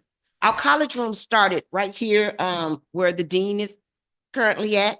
They moved from that room over to the corner where the petitioners, what room is that? 114A, B, 114B. It went from 114B to 112. And we've never, ever had a problem with it being over there. Actually, that room is actually a little bit bigger where they can get more people into it. We've never had a problem over there. Present that to the LSC. Mhm. Let's see what those options are. Mhm. Let's see what it is that they're looking to do before we start, making, honestly, I think it's a proposal that should be presented, right? Okay. And so to your point, no decision is being made. This is a brainstorm. We're bringing Mr. Young in to brainstorm, not telling him that this change is happening. We're at Mr. Young, what are your thoughts? And then we go from there. I will say the PPLC isn't unanimous on this. Not everyone agrees about this decision on the PPLC. I'm here presenting to you what we discussed, what we talked about. And so I feel like Mr. Young was actually very thankful when I came up to him and invited him to the meeting so he wasn't blindsided by all of a sudden this being presented at an LSC meeting. Okay, so again, no decisions being made. This is a brainstorm. We're getting feedback from Mr. Young. We're not telling him what to do. We're not removing the College and Career Center. We're looking for solutions, right? That's all it is. And so yes, the College Career Center is valuable. No one's denying that. It goes to the same thing with the mock testing where everyone freaked out about the mock testing. The mock testing is valuable. It's important. We were just wondering about how to administer it. College and Career Center is important. We recognize that. Some teachers on the PPLC want to use space more efficiently and are trying to brainstorm ways with our growing staff on ways that we could best utilize our space. It's not getting rid of the college and career. We're trying to brainstorm ideas. So I'm a bit, I gotta be honest, I've walked many times past the college career room. I've never actually gone in there, so I can't really appreciate the concern, but can you enlighten me as to what your big concern is between moving it to the different room? I think it's just, overall, we have a set space for students to go and for parents to go to get information on college opportunities. It's been, something that's, it's a space that's being used. So if we are moving that space to another space, again, what is the reason for it? What's the pros and the cons? How does this all, play out? Is it just moving, pieces just to move pieces around? Last year, we talked about that copier room. I think that's the room that we're talking about moving the college and careers over to. An idea was presented to put up cubicles. We had lots of discussion over it and we ended up not voting in favor of it. I think in the same tone, we want to know what are the changes, and because it impacts not just Mr. Young and the colleges and careers room, but also the parents and the students, right? So I think it's important for the LSC to be aware of the proposals and what the changes are, what impact will that make? Let me be clear. It is not a proposal. It is a conversation. It is a dialogue. We're not proposing anything.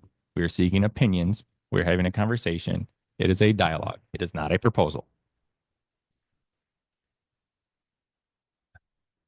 Maybe one room is bigger than the other. Miss Heard knows. She knows this building by back. It's a lot bigger. Would you? Yeah. From where we started from in the beginning, the little dean office, it was really small. When they moved it over there, it was a lot of space. I don't know the history behind why they moved it from that to where it is now, but it was in that corner. It wasn't out of sight. It wasn't out of mind. All students that wanted to go in there, was, yeah. Is there any, go ahead. I think it's just personally, it's it's thoughtful to take into account the fact that most students are familiar with that space. The one room that I know most people know for sure is Mr. Young's room, and they know where to find him. They know where to go. His door is always open, and it's in a big central hallway where everyone walks past. So I feel like the option to move that may disrupt how familiar people are with just communicating with him and building a relationship with him and getting that information. Jaylee, I think that's awesome feedback. And I think that that's something that you should present to the PPLC as well, because like I said, in the PPLC, it's not a unanimous idea. So I think that you should share your thoughts like that. Rule 30. Anything else from the PPLC? That is all. I encourage everyone to come to the meeting at 3:30 if they do have issues or concerns. There is opportunity for public participation. Community relations. Yeah, we're gonna meet on, I'll send out notice, of course, on April 8th at 3:30.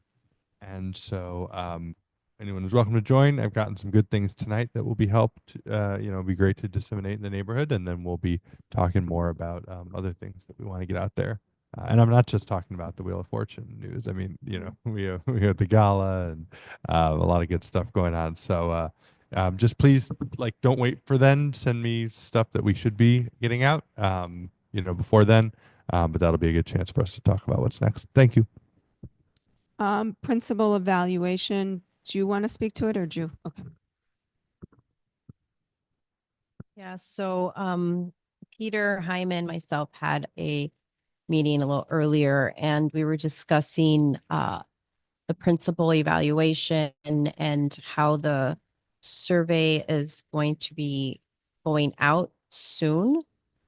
There was further discussion that it should go out before spring break. We won't be sending any reminders out during that spring break because we want the teachers to kind of, have their time. But the week we come back, I know there's report cards, so we'll be reissuing reminders for staff to fill out the survey. We will be hosting some interviews. We'll some analysis and come together, and hopefully us as LSC members can finish the principal evaluation by the 2nd of May. We don't want to wait till the end.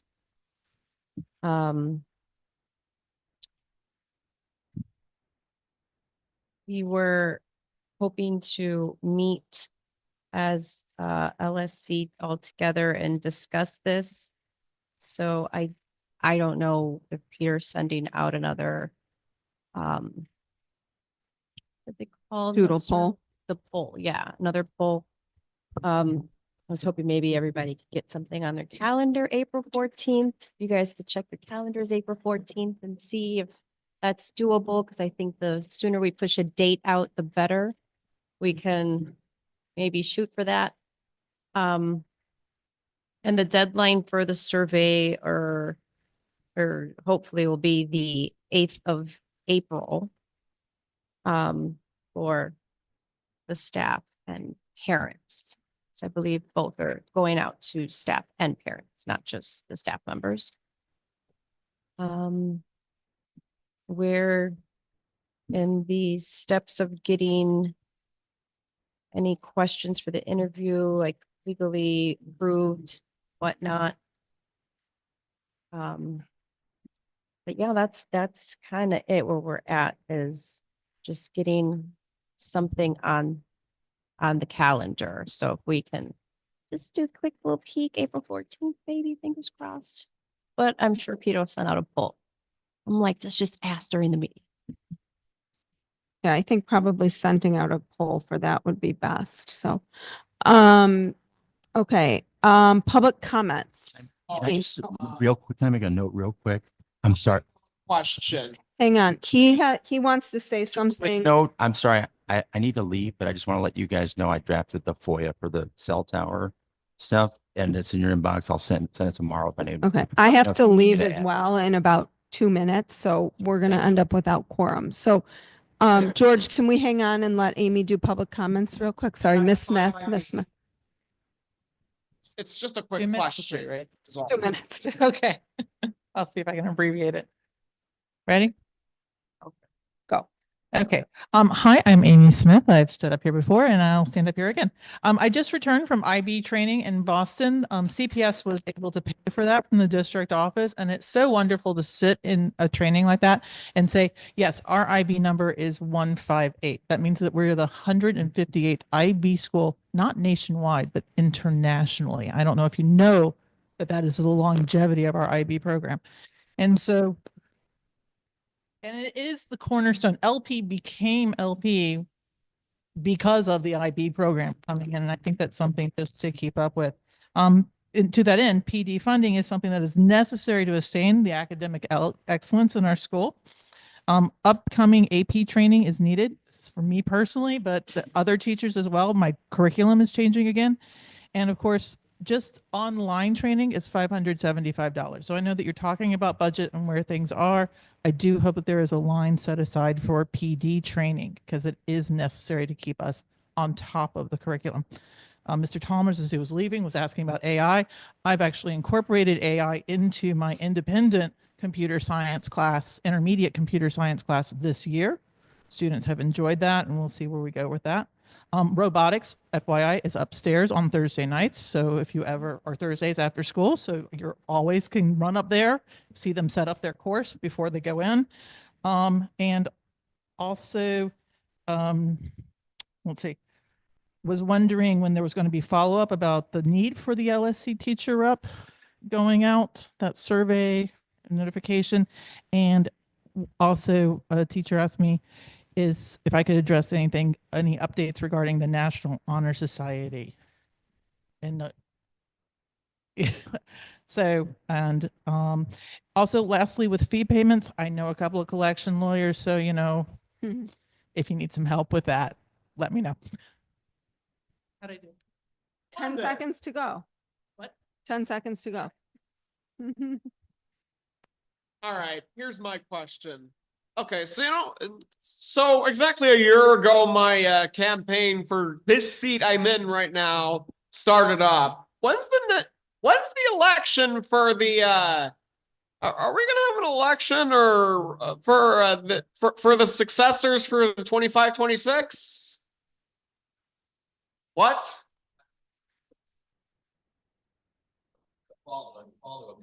No. We've always done it in the spring. We had this issue last year too.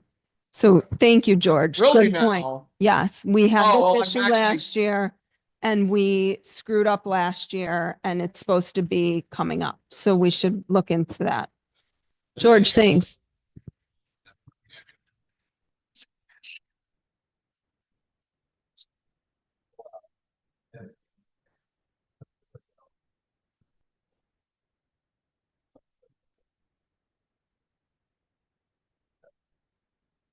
Okay, I have a can I, Oh, sorry. go ahead. I was just wondering, since I'm a junior, would I have to run for reelection? Okay. Mm-mm.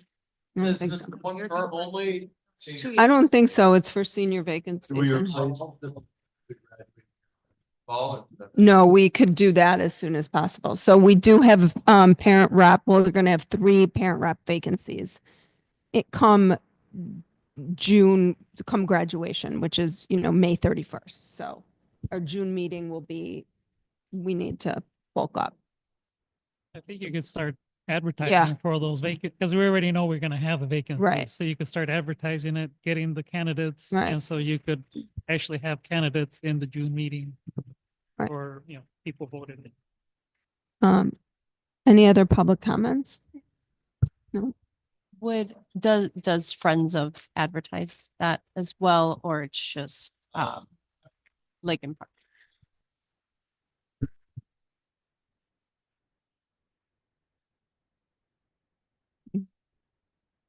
Can I get a motion to adjourn? Second, all in favor? Yes. Okay, meeting adjourned.